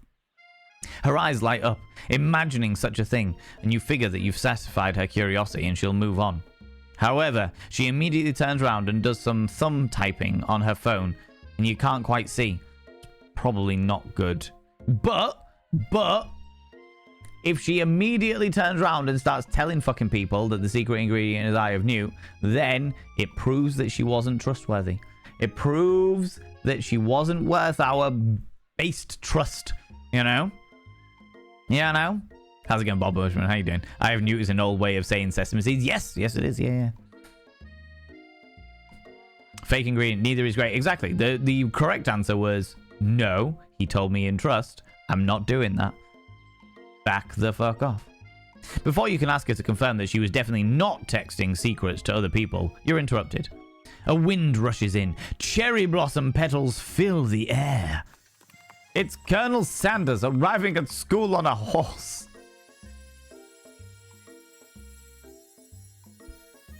What? What is going on? Why has he got a chicken saddle? Stand back and admire his majestic glory. I'm not going to run to him. I'm not going to be that... I'm not that needy. I'm just going to perv from afar. Colonel Sanders' horse is truly a thing of beauty. Without ever acknowledging that he's being watched, he does a short horse dance before dismounting with a flourish. He then slaps the beautiful creature gently on its rear, sending it running free into the countryside. Wow. You are so struck by the sight of him that you lose the ability to speak coherently. Why is he not on a giant chicken? I don't know, but he definitely sent chickens into the battle against the spork monster. That happened, all right? That happened. Who wrote this? Who drew this? It was, I don't know who did it, but it was officially commissioned by KFC. This is a free game. You can get it for free on Steam. Anybody who wants it, you can get it for free on Steam, all right? Doesn't cost you a fucking thing because it is a publicity thing by KFC, okay? And it's working. I'm a vegetarian, and even I want some finger-licking good chicken. Right? Chickens are a foul mean of transportation. Oh my god. Good lord. Buzzball. You are so struck by the sight of him that you lose the ability to speak coherently. Oh, I didn't realize anyone was watching. Don't worry, he knows his way home. You attempt to compliment Colonel Sanders, but the words don't come out exactly right. It's game, is it? There it is. Yeah. Thank you very much, Nirin. What a horseful butte you have there. I mean, what a horseful butte you have, Dagny. That's what I just said. Being a good friend, Miriam attempts to cover for you. Oh, Filth Wizard just gets really nervous around people they like. What? That is not helping. I mean, they got food poisoning and they were up all night. It was gruesome. You should have seen it. She gives you a wink and a smile as if to say, situation handled. Can't blame a girl for trying. Wow. Thanks, Miriam. All right. If it had been only a 45 minutes earlier, I would have gone out and tried to get my hands on some chicken. Don't have KFC though. I mean, I don't know. I scoffed there as if KFC was absolutely fucking amazing, but I genuinely have got no idea. As a vegetarian who has always been a vegetarian, I've never been to KFC. I've been to KFC once and they had no vegetarian stuff in, so I was like, cool. So I just watched my friends eat KFC and was like, cool, I'll go buy some donuts from the Asda around the corner. And with that, Colonel Sanders disappears into the school, leaving you and Miriam to follow. When you enter the classroom, you can see your two rivals, Ashley and Van Van, are doing something bad. By the way they're hiding, you know it must be really bad. Like counterfeiting recipes bad. Experimenting with restricted ingredients bad. Summoning a demon bad. You try and get a peek over Van Van's hulking shoulder, but he sees you coming. Whoa there, little one. I'm not sure you're ready to handle this. Why don't you make like a bee and mind your own wax, honey? Smooth, Ashley. Tell them to stop acting immature. Act like you're not interested in them, but really try and get a closer look. I'm not interested. Give me a closer look. You sit near the rivals, but leave your back turned to them. You even hear Van Van mutter something that sounds a bit like a magical spell. However, he notices you eavesdropping, and you try to cover your tracks and improvise an excuse. It's time for class, and you're distracting the rest of us who want to learn. Now you've upset them. Oh! Ah, and you're the Emperor of Cooking, are you? Who you make the rules? I'm not sure you know a good meal if it ain't you. Being the best chef in the world takes more than just culinary skills. It takes creativity. It takes panache.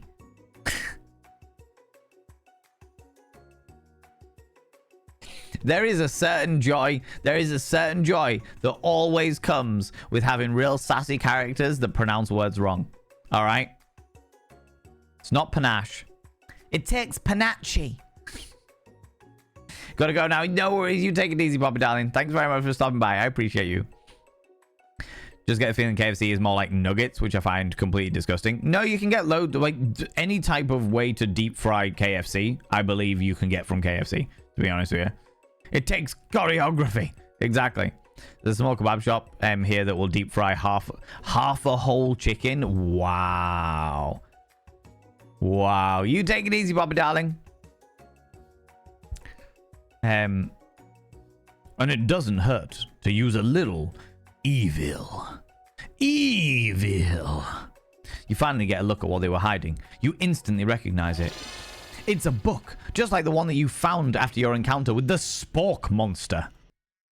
It's the same book that's the same book I found last night in the quad.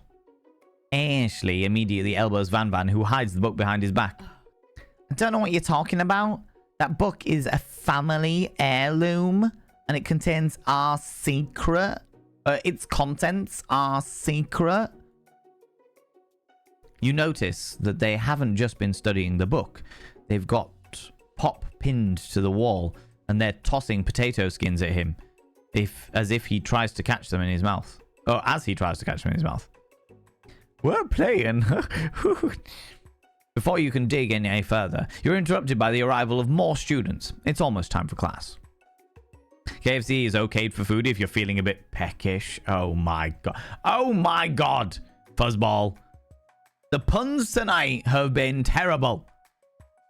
Blip, blip, blip, blip. Clank must be running late. He's in such a hurry that he rolls right over Van Van's meaty foot. Hey, watch it, you bucket of bolts. You watch how you talk to him. He didn't do anything. Oh my lordy, lordy, ladies and gentlemen, and all genders outside and between, delve deep into your pits of popcorn and throw them at the raiders, throw them at these cheeky devils. Look at these people coming in here. I mean, really, could you even imagine? Who do they think they are? The absolute audacity, the scandal, the preposterousness. Something ookiful this way comes. Oh my lordy. What are you up to tonight, Misuki? Meaty bolts. Don't even. All right? Monty, come on. God damn it. The worst. Like, I'm going to give you all straight away a heads up that this game is filth. And by filth, I mean it's pretty bad, and we are making it infinitely worse. Oh, excuse me. You're doing some Poppy Playtime Chapter 4? I didn't even realize Chapter 4 was out. The one after Catnap?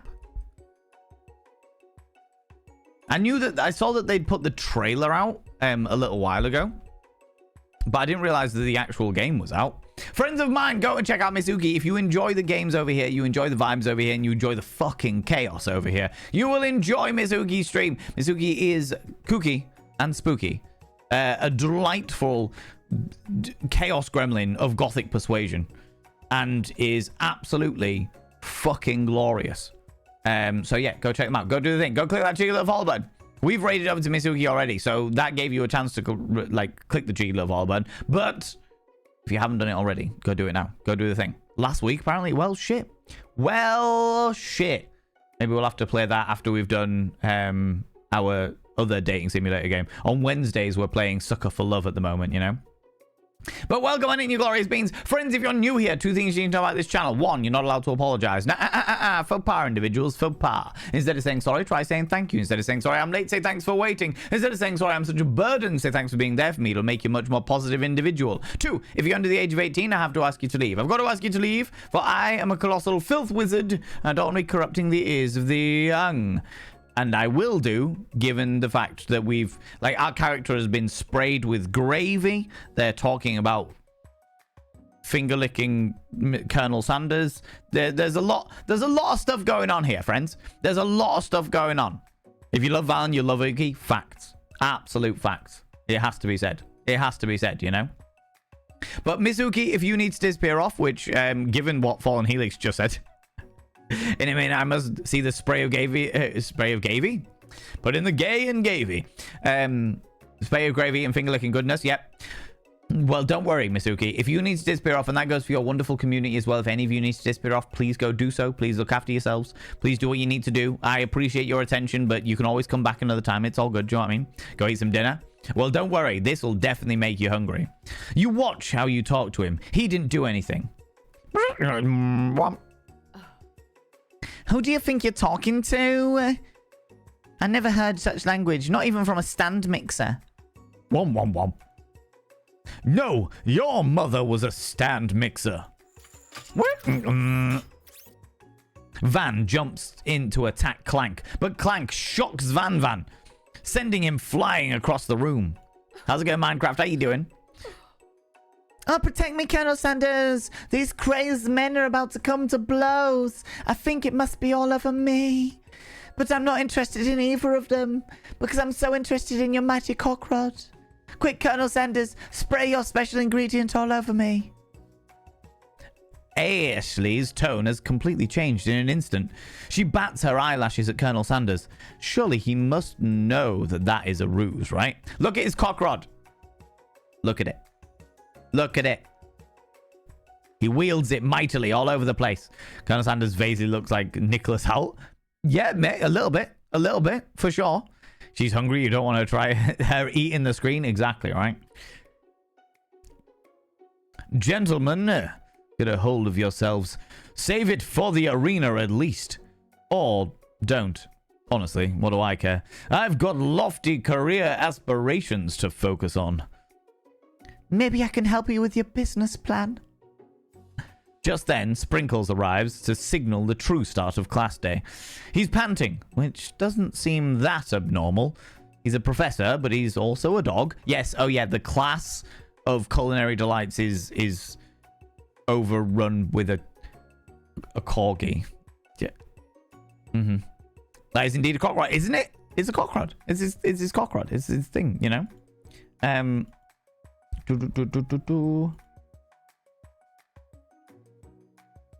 Cool. Students, please take your seats. I apologize for my late arrival. I spent the morning chasing a car all around town, and my tiny legs are very, very tired. But I am here now, and hope that you're ready to learn. Rub his furry dog belly. He loves it. After he catches his breath, Sprinkles regains control of the classroom. Without further ado, we'll review the global history of my favorite fowl, the chicken. You want to pay attention to the lesson. Truly you do. Which is why in 1776, at the signing of the Declaration of Independence, it was a chicken who first signed their name. Corgis are... checks around. Okay, he's not here. Corgis are my favorite dog breed. Don't tell the Norfolk Terrier that. Oh, definitely not. Won't say anything. Won't say anything. Sprinkles is the best boy. Sprinkles is certainly a boy. But you can't help but daydream about Colonel Sanders. You miss most of the important parts. You don't miss his important parts, do you? When you come to, Sprinkles is holding a tray of food in front of you. Well, filth wizard. Naturally, this appears to you to be a sample platter. Which one do you take? A glass of water, a shimmering pepper, or a dog biscuit? I'm definitely going to take the dog biscuit. KFC places would be great meat-ing places. Oh my god. Cyber Bears, how you doing? How's it going? Fuzzball, you are on a roll and it upsets my actual soul. Alright? A glass of water, the shimmering pepper, or the dog biscuit. We're taking the dog biscuit. Because of the shape it's baked in, you assume that dog biscuit is a treat made by Sprinkles. An example of his own culinary talents, perhaps. You reach out for it when Sprinkles jumps up and bites onto your cooking apron. What kind of monster would steal a dog's favorite biscuit?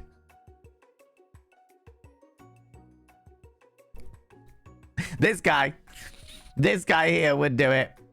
100%. There used to be a corgi that lived above me when I lived in a flat. Every time they took him out, I was having a smoke and they'd stop and as he wanted all the attention off me. Oh, bless him. Bless his little cottons. You love corgis as well, Miss Corgi? Miss Uki?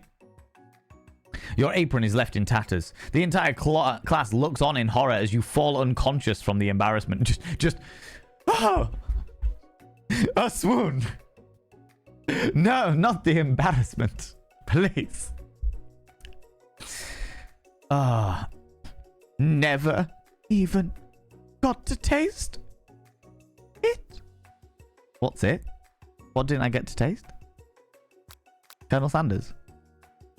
His finger licking good. Is it the end? You fade into darkness, but something is there. The Spork monster.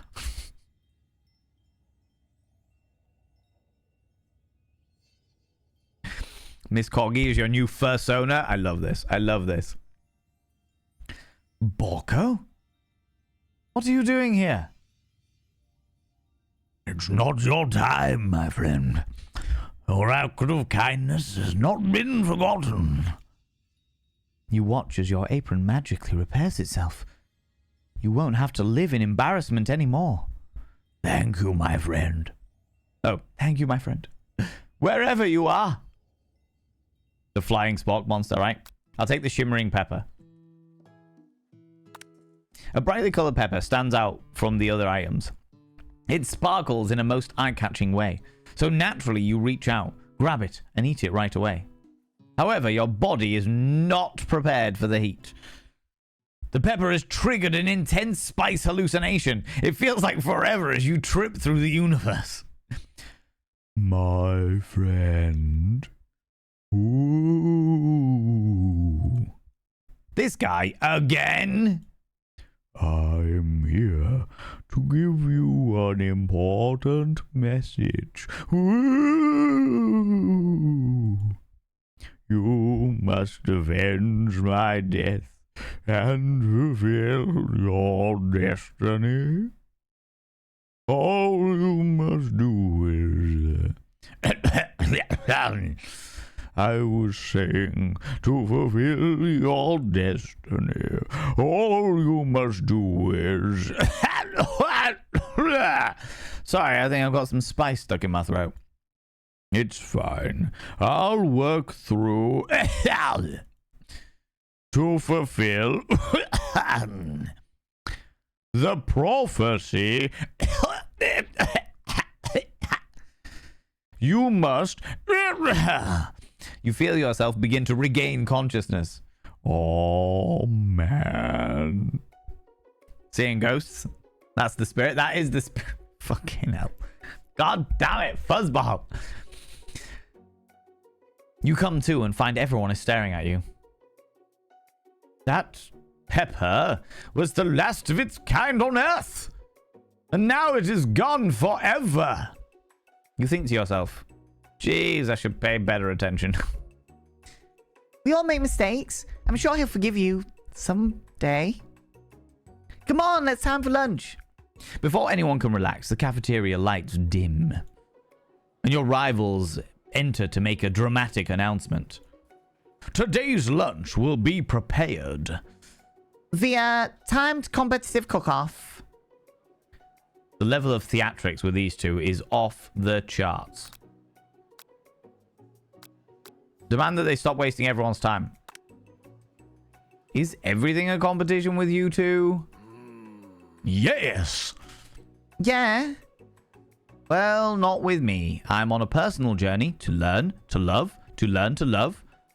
But sure, why not? It's definitely not to constantly battle. Yeah. Stop getting your genres crossed. You don't have some portable monsters to catch or something. Why not? Catch the spork monster, right? I need to eat if I'm going to have the energy to sustain my education and pursue my dream of being a master chef. How are any of us supposed to get anywhere if we're constantly fending off challenges from every know-it-all with an apron? Besides, I already bought my own lunch. Filth wizard, you should have it. It will give you the energy you need to succeed. Miriam reaches out and presents a gift to you. Of course, she makes tiny food. She makes exquisite tiny food. My special grilled cheese and tomato soup with chocolate milk to wash it down, and a tartlet for dessert. It only takes you about 5 seconds to eat Miriam's tiny food, but it's just what you needed for motivation. You know what? I've learned enough for today. Let's battle! Just as things reach boiling point, Sprinkle steps in. Surely he'll put a stop to this madness. Now, students. Please settle down. This is a lunchroom, not a sportsing court. Finally, a little sense. You breathe a sigh of relief. At least not until we turn on the timer. Just then, a huge red light blasts you in the face, flashing the words, timer ready. That's what I'm talking about.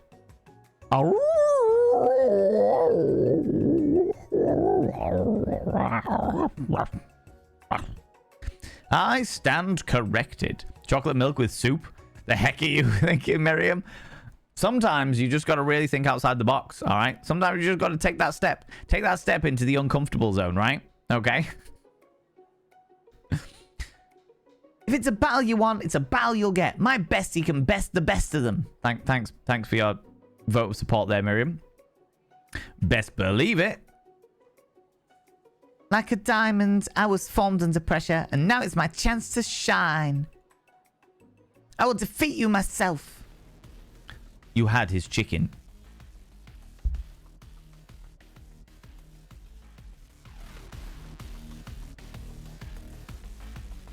Excuse me?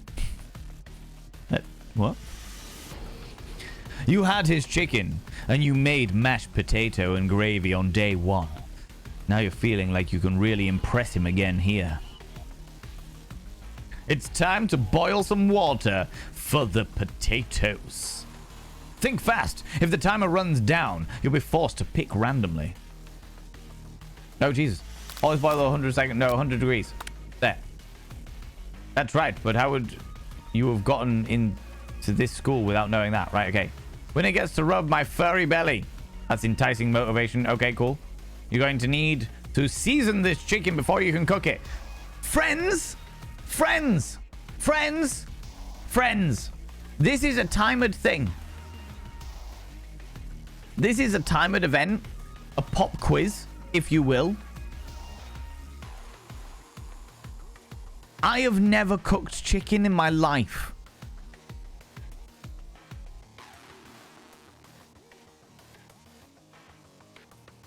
I have never, ever cooked chicken in my entire existence.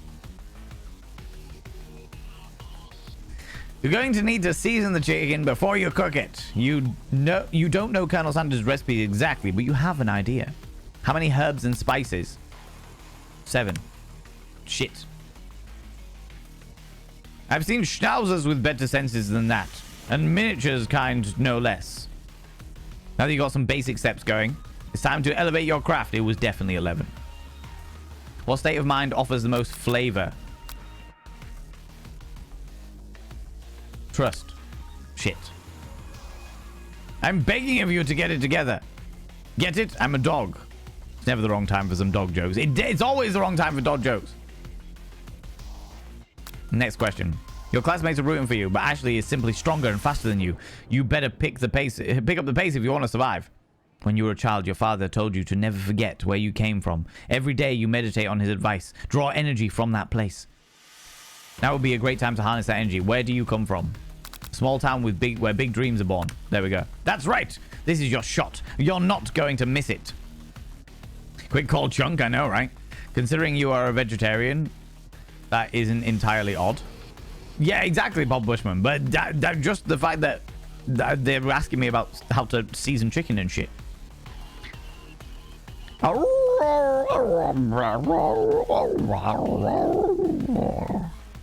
You try to shut out the noise of the arena and focus on your cooking.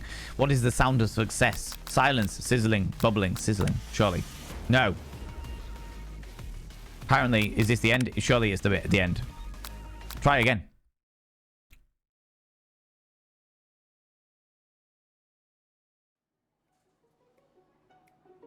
Okay.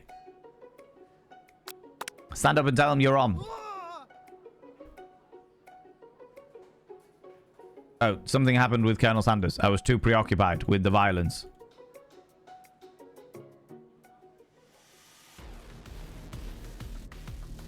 $100 C. Okay.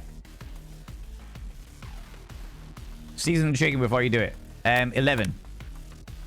Yeah, because it wasn't 7. Okay, cool. The tail wagging intensifies. Now that you've got some basic steps going, it's time to elevate your craft. What is the state of mind? Surely gratitude. That's right. You must never take this opportunity for granted if you hope to succeed. Your classmates are rooting for you, but Ashley is simply stronger and faster than you. You better pick up the pace if you want to survive. When you were a child, your father, yes, we've got a small town where big dreams are made. That's right. This is your shot. You're not going to miss it. You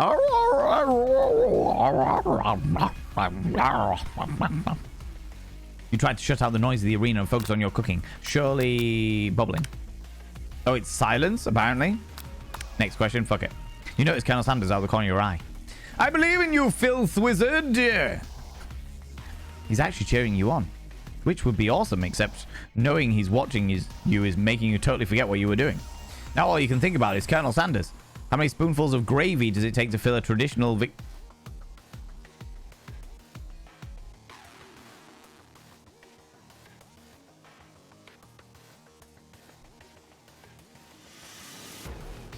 Excuse me. I didn't even have time to read the bloody question. I didn't even have time to read the bloody question. Grrr. You're stranded on a desert island with only one dessert cookbook. Which do you take? What a hunk. I know, right? You know what? Shouldn't you be focusing on the challenge? You're falling behind. You and Colonel Sanders walking along the beach. Yeah, that shot. What does that have to do with crafting spectacular fried chicken and delicate baked biscuits? You're really struggling to keep up. At the next station, Ashley has already begun plating elements of her dish. It's colorful and complex. To make up time, you toss your biscuit dough into a stand mix. As you do, the crowd gasps. Yikes. I know you love nothing more than seeing a fellow appliance utilized in a kitchen battle, but sometimes this means sacrificing the personal touch. You might not have any hands, but Filth Wizard does. And a good chef needs to be touching the dough to know it's properly mixed. There's an easy way and a hard way. You don't get far by going the easy way. When you hear everyone talking, you realize how serious your error was. You immediately shove your hands into the mixer to rescue your dough before it's overmixed. So I'm designed to fail. That's what happened here. I was designed to fail. Cool. But you're not fast enough and your hand gets stuck. It's immediately crushed by the quickly spinning beater. There is no way you'll be able to use that hand for the rest of the match.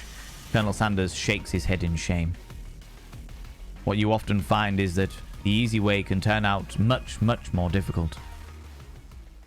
Everyone stop what you're doing right now. The battle is over.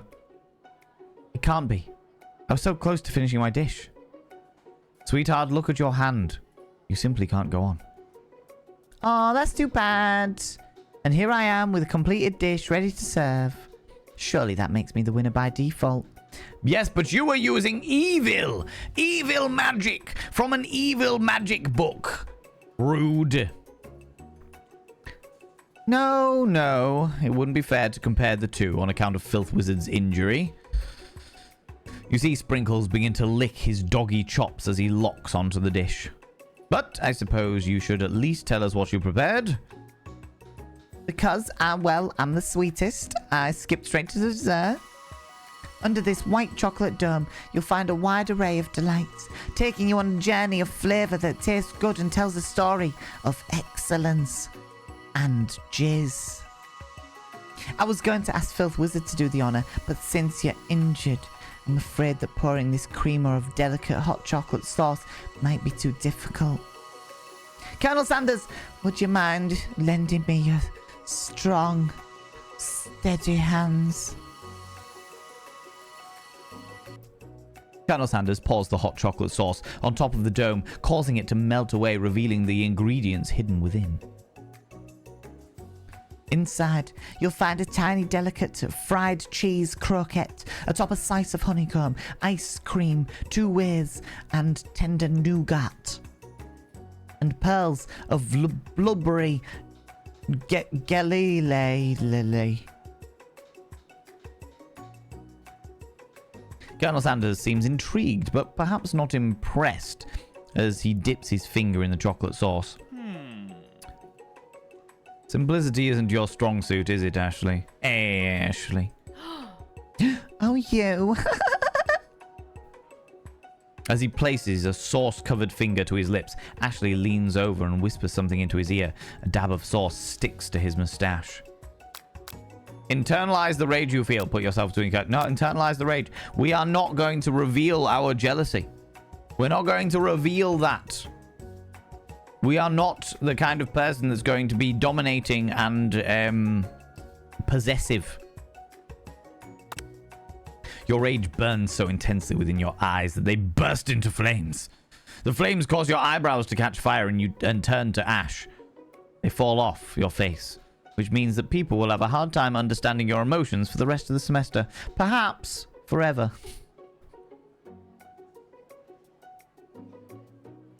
What? Embarrassed and ashamed by your poor performance, not to mention your crispy fried brow, you run for the quad to be alone. Beautiful weather feels like an insult. Inside of you, a storm rages. It's Colonel Sanders. He's probably here to tell you that he and Ashley are in love and have decided to get married. And he won't even ask you to cater his wedding because you're a terrible chef and an awful person. You tried to hide from him, but he approaches you directly. I know you're hurting right now. Not just from the devastating loss, but from that run-in with the mixer and the small fire. We should get that checked out. I'm fine. Can't you just leave me alone? I'm a loser. I'm not fit to fill your fryer.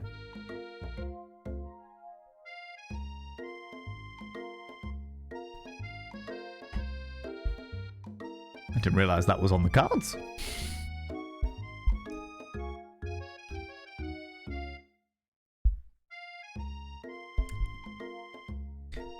I'll never be a master chef. Failure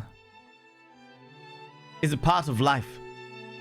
Not just for you, but for all of us. Do you think I've never failed at anything before?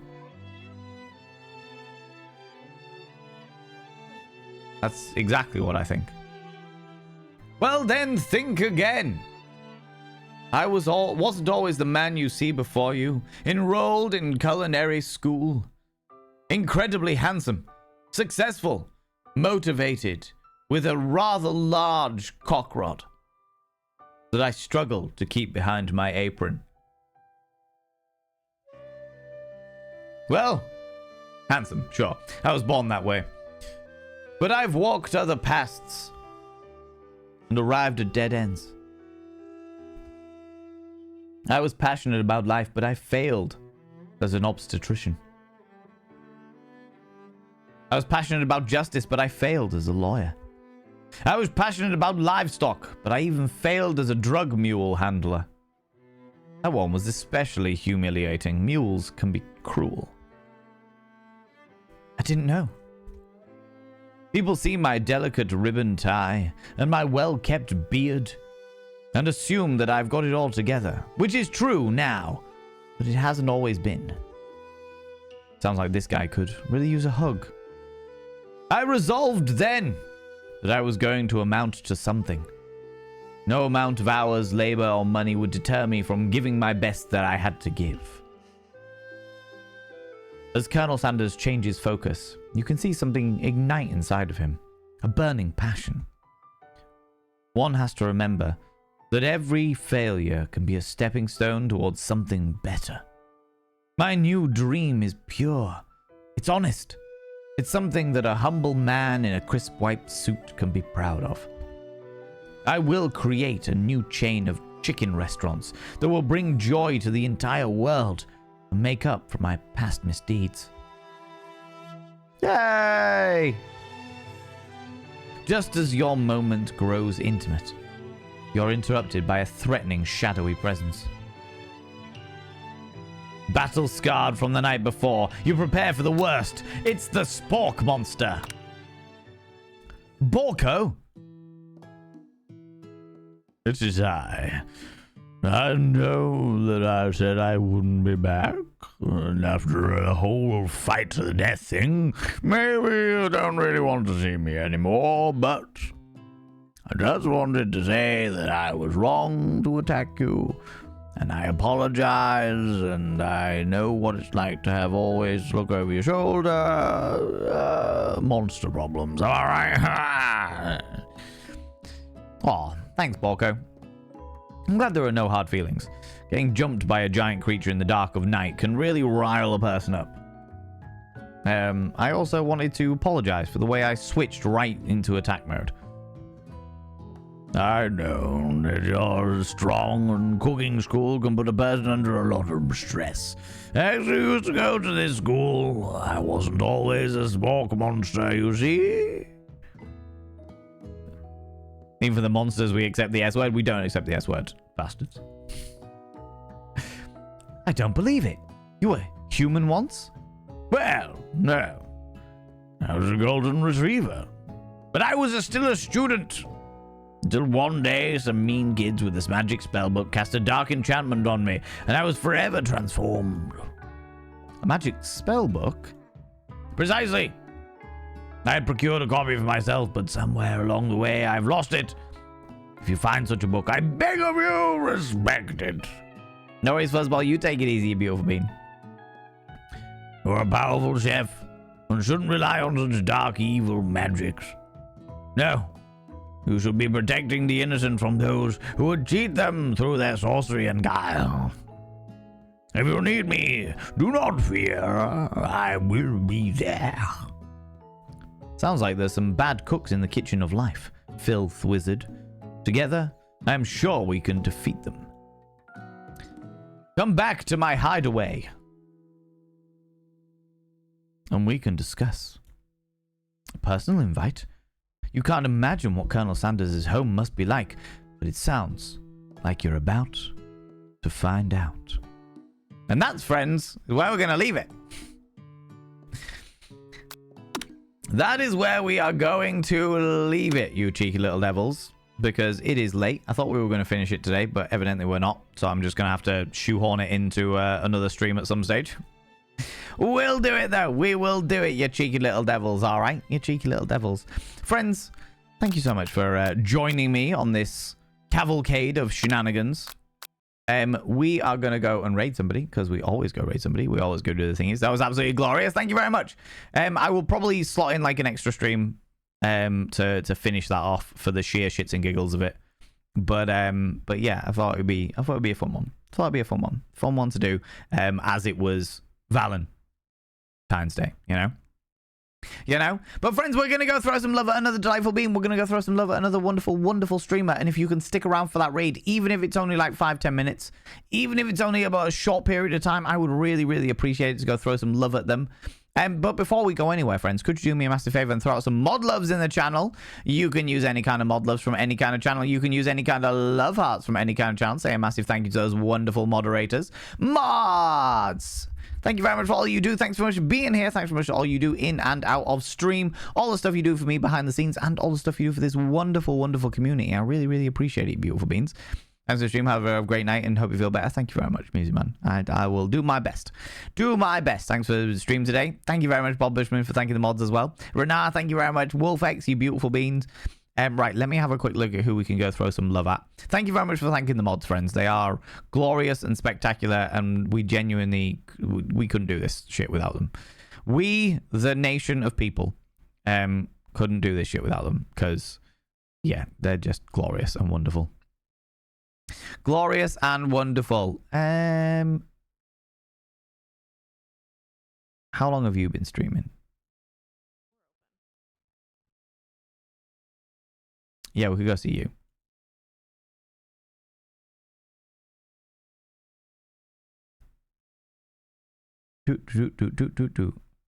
Yeah, fuck it. Let's go see you. Let's go see you. Thank you very much, beautiful people, for being here. Like I said, if you can stick around for the raid, I would really appreciate it, even if it's on like 5-10 minutes. Just to go throw some love at another delightful bean. Friends, if you are a subscriber, please copy and paste the first raid message. If you are not a subscriber, please copy and paste the second raid message. That's the first bot of vein raid message for subscribers. The second bot of vein raid message for non-subscribers. We're going to go see a member of my wonderful stream team. A glorious individual who plays games like this all the time. All right? They play games like this all the fucking time. So if you enjoy games like this and you enjoy weird ass shenanigans and stuff like that, then you will probably enjoy the glorious Jess Playin. You will probably enjoy the glorious Jess Playin. She is absolutely fucking hilarious.